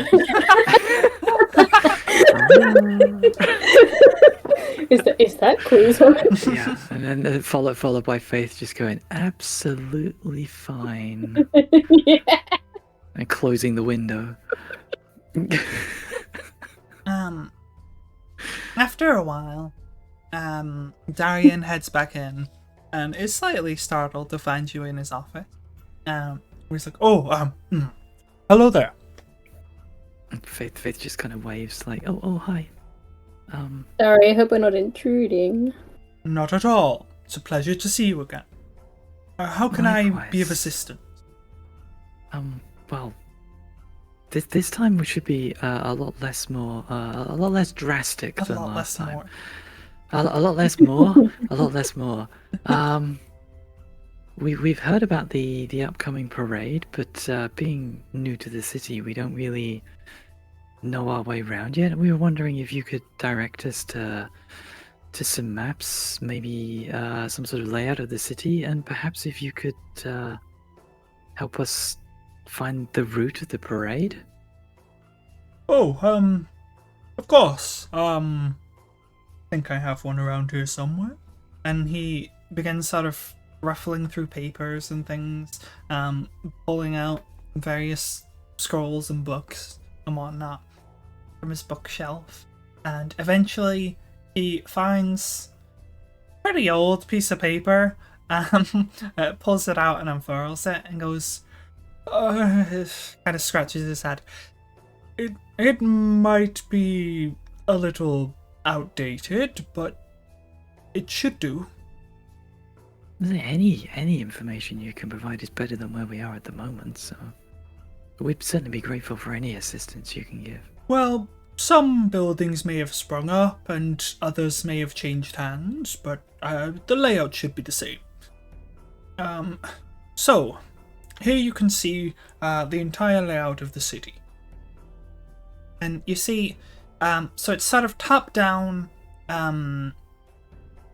in almost like two parts. So there is the sort of walled circular shape of the underside of the city, and then there is like the outline of the sort of dragon on the back. As from a top-down perspective, they would sort of cover each other. They've instead been separated into these two layers on side by side.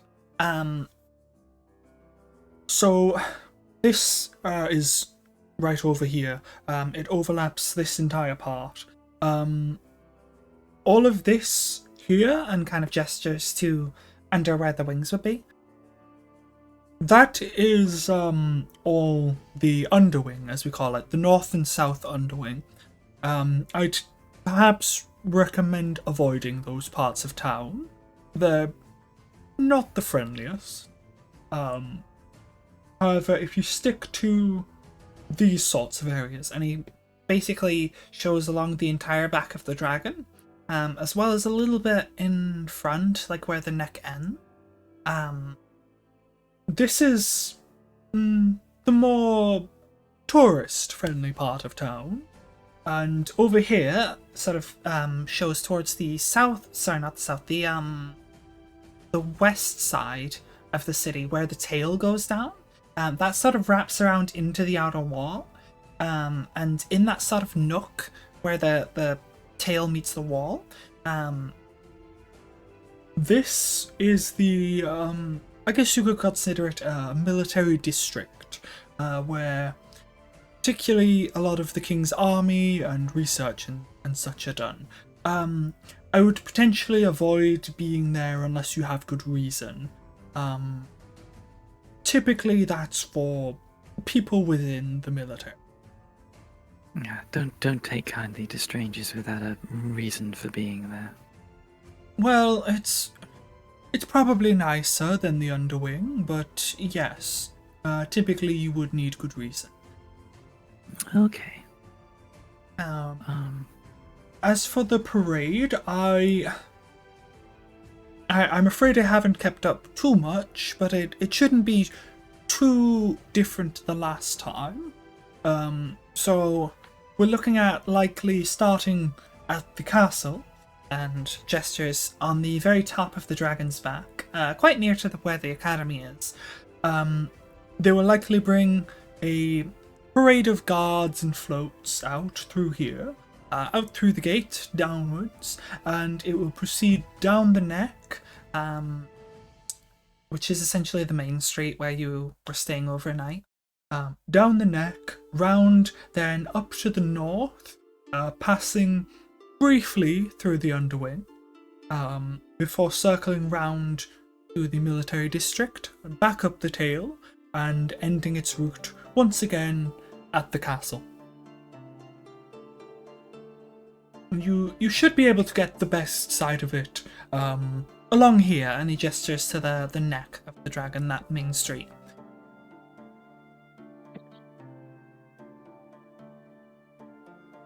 Sorry, I'm just writing notes. Okay. So am I.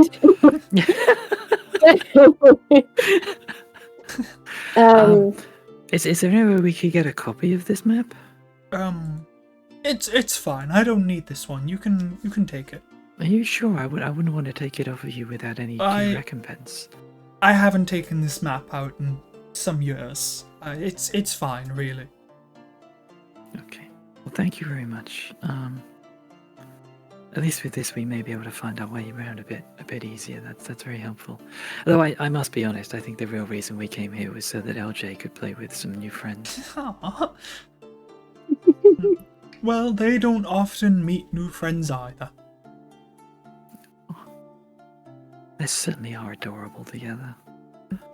He sort of reaches down to pet Chonkers, and Chonkers immediately flops to try and get in his arm, and he has to scoop him up like ice cream and then cradle him like a baby.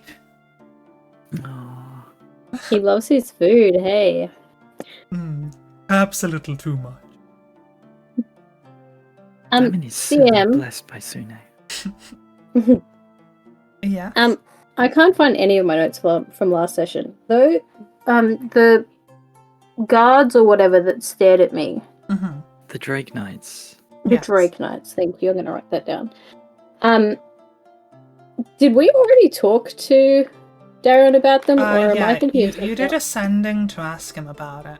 Basically, That's told you right. he told you their name and that they are. People don't generally know much about them, but they've been here basically as long as the city. Okay, cool.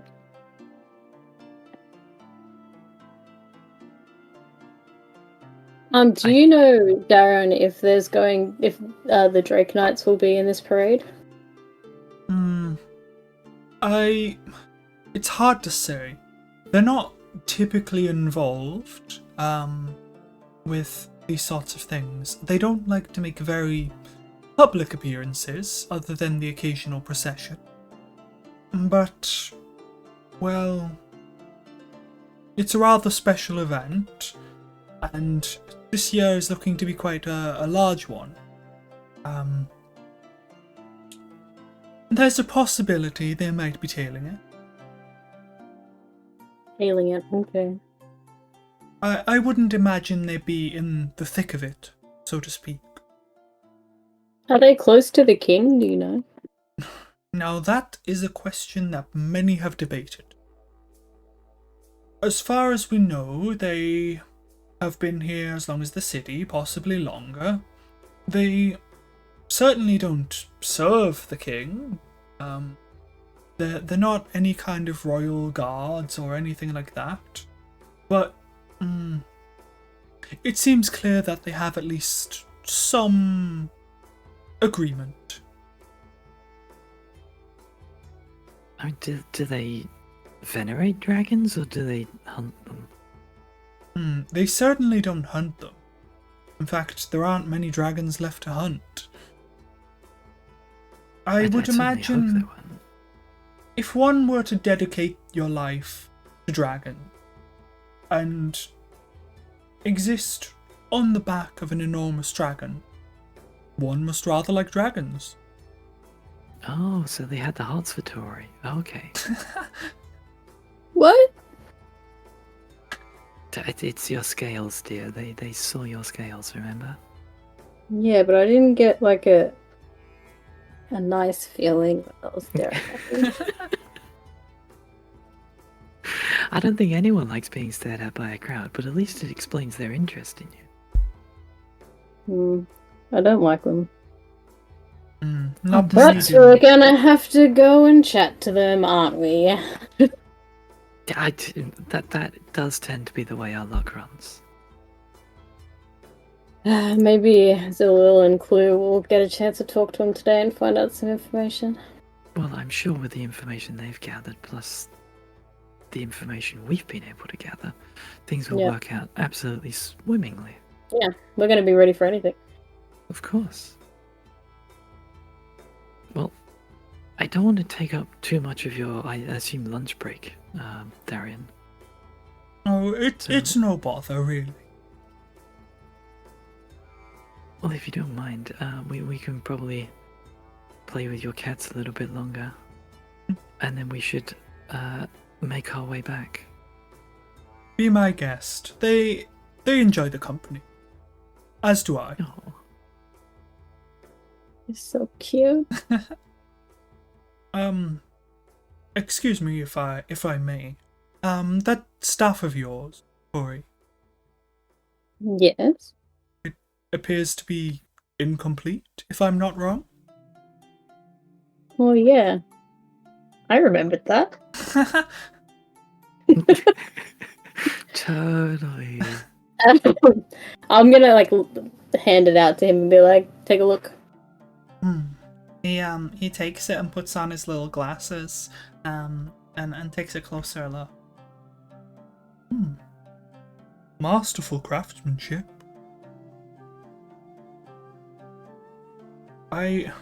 It's missing one essential component. Typically this would be inscribed with a kind of runes. I happen to be studied in them, if you would be interested. I am very interested. I kind of forgot because I died and everything, but I do really love this stuff. and the more useful it can be to me and my group, the better. Well, dying does scramble the senses. One moment, and he places it down on his desk. And he gets out a small little. Well, he's got like a little case, and he opens it up, and inside is a number of small chisels. And you can see that there is chisels, a little hammer, some small like pliers or like tweezers, something to grab them with, and then also a little small bottle of glimmering bluish dust.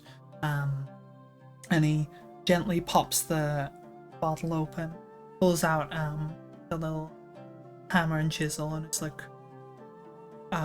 may I? Of course. And he begins gently hammering things into it. As he's doing so, he stays like focused looking at what he's doing, but sort of talks off to the side to you. So, you are an ice mage? Yeah. Seems to be what I'm good at. When did you, study?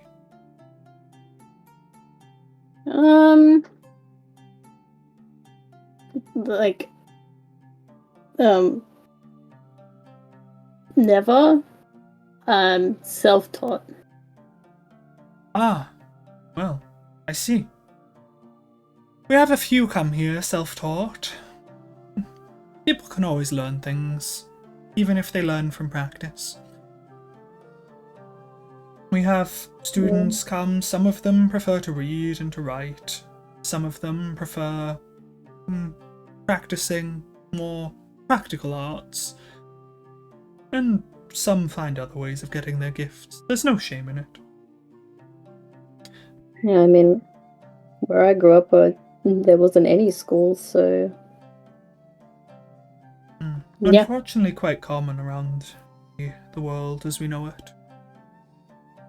This is one of the finer academies out there, but there aren't very many. I think you'll find one in Pale Hill, one here.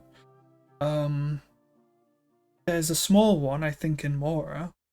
Altmora has a rather, well, let's say rather strict one. And I'm not sure about Crises.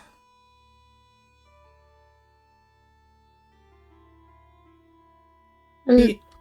Random question. No. Mhm. Have you ever heard of the Knights of Veta? He like pauses for a second to like think through his head before he continues tapping. I have, yes. Certainly not the kind of people I'd like to encounter. Oh, so they have like a bad reputation. Well, it's more they're especially known for dealing with magic users. They're quite adept at it. They in fact have a lot of magic of their own, but they put it to work fighting various magical threats. I may be no threat, but, well, magic is my greatest gift. That's understandable.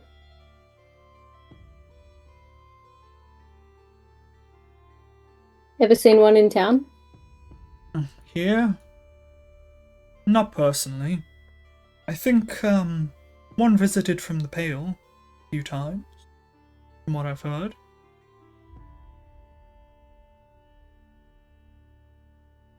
Happen to recall their name? Kind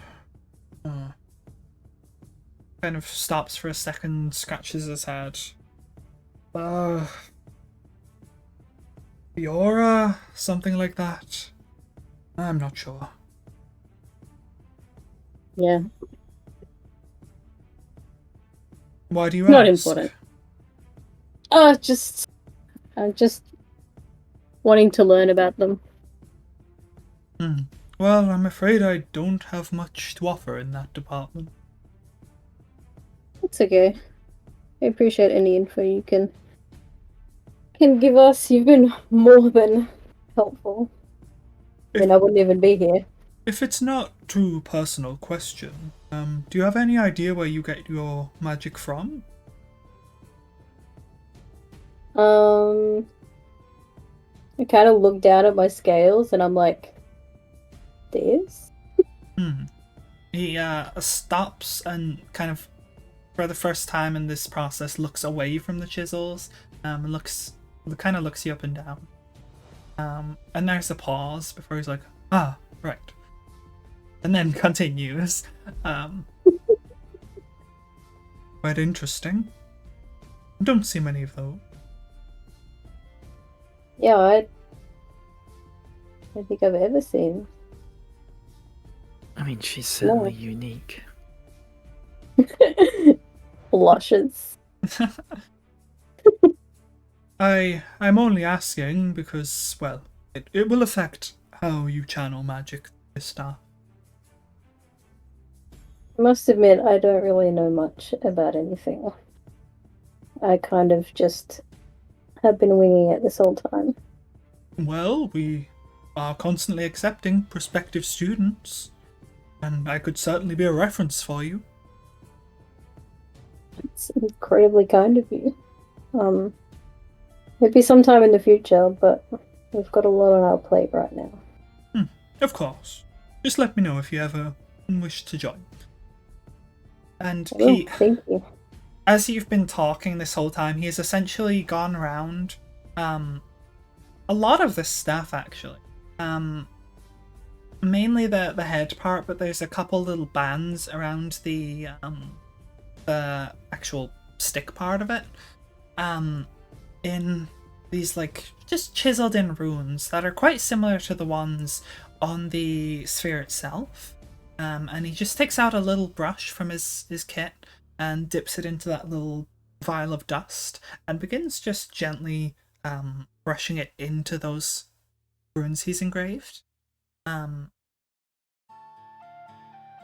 a few minutes later, after perhaps a little more conversation, he finishes up and just sort of sprays it down with a little sealant thing, and then wipes it down with a cloth, get rid of any excess, before handing it back to you. And as you place your hand on it, the runes glow a gentle blue, kind of similar to the sphere. Whoa. So what does this mean? Well, first of all, it will channel things a little easier. You'll find it easier to use. But I thought it quite fitting to match it to your nature.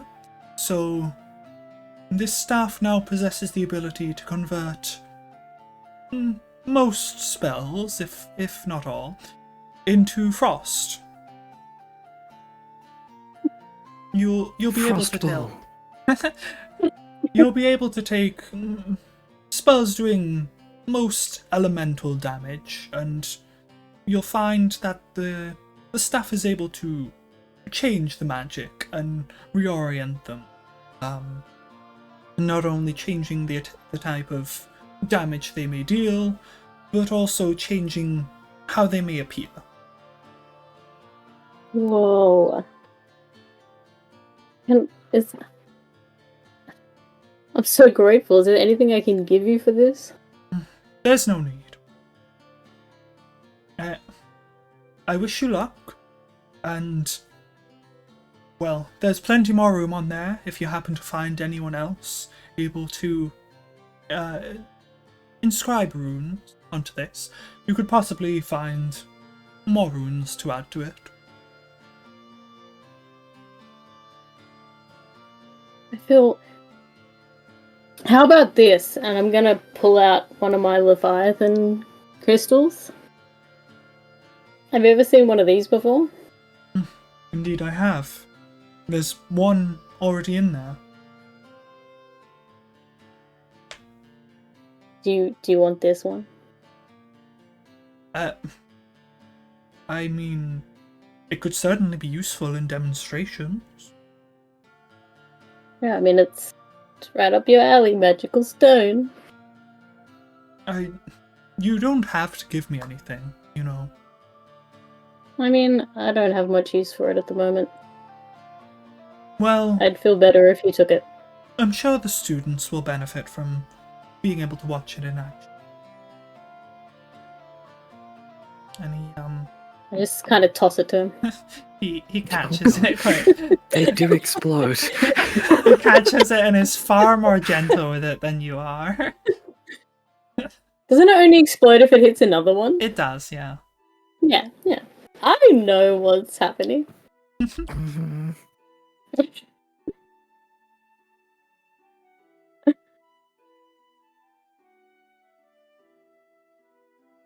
I'm going to actually, as a test, let me just check I'm doing this right.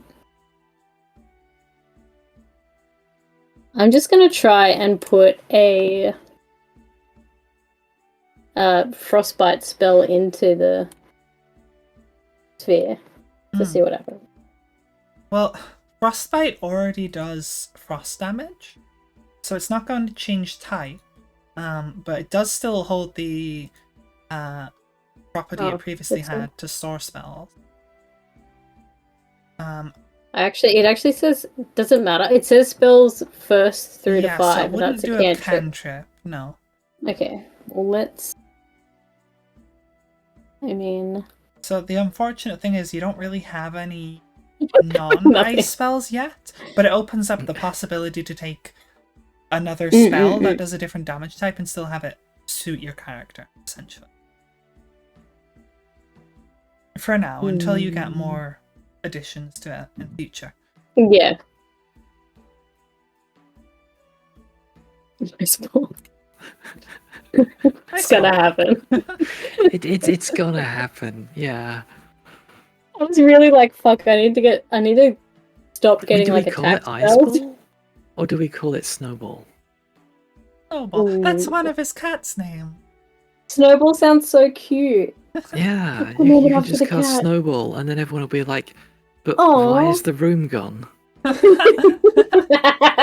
It was a snowball. Why is the room gone?" Oh god. I'm sorry to be a pain, but I do have to go. No, yeah, I assume so. That's why I was trying to wrap up that conversation there. Right, well, you basically said you were heading off anyway, right? Before you did that? Yeah, I mean, before we Yeah. go, Faith will bless Darian and Chonkers. Okay. Have you... Oh, question for you, Faith. Or at least attempt to. Yeah, have you figured out your issues with Suna yet? Is the question. I think with the restoration of Tori, Faith feels like she's done everything she can to fulfill her oath. Okay. So, I'll let you decide if that works. I will say yes. Okay. You bless them.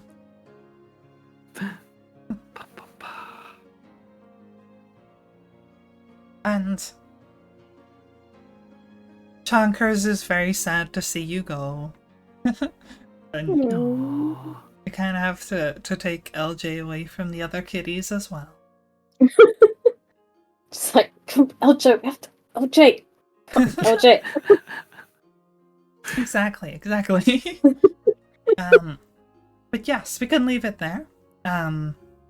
Next time we'll resume as you now have a little more info and the aftermath of Go what and the see hell what our happened friends are with up to. Clue and Zulil. Oh god, yeah. You didn't even get to smooch. No, you I didn't. know. Well, there's still time before Not you yet. meet up, potentially. Yeah. But yes, for now, we will end it here. So we'll be back in hopefully a couple weeks if scheduling and things allow. Same time, same place. For now, thank y'all for coming, and thank you guys for joining me. And I will see y'all next time. Bye bye, everyone. Bye. Bye-bye. Bye-bye.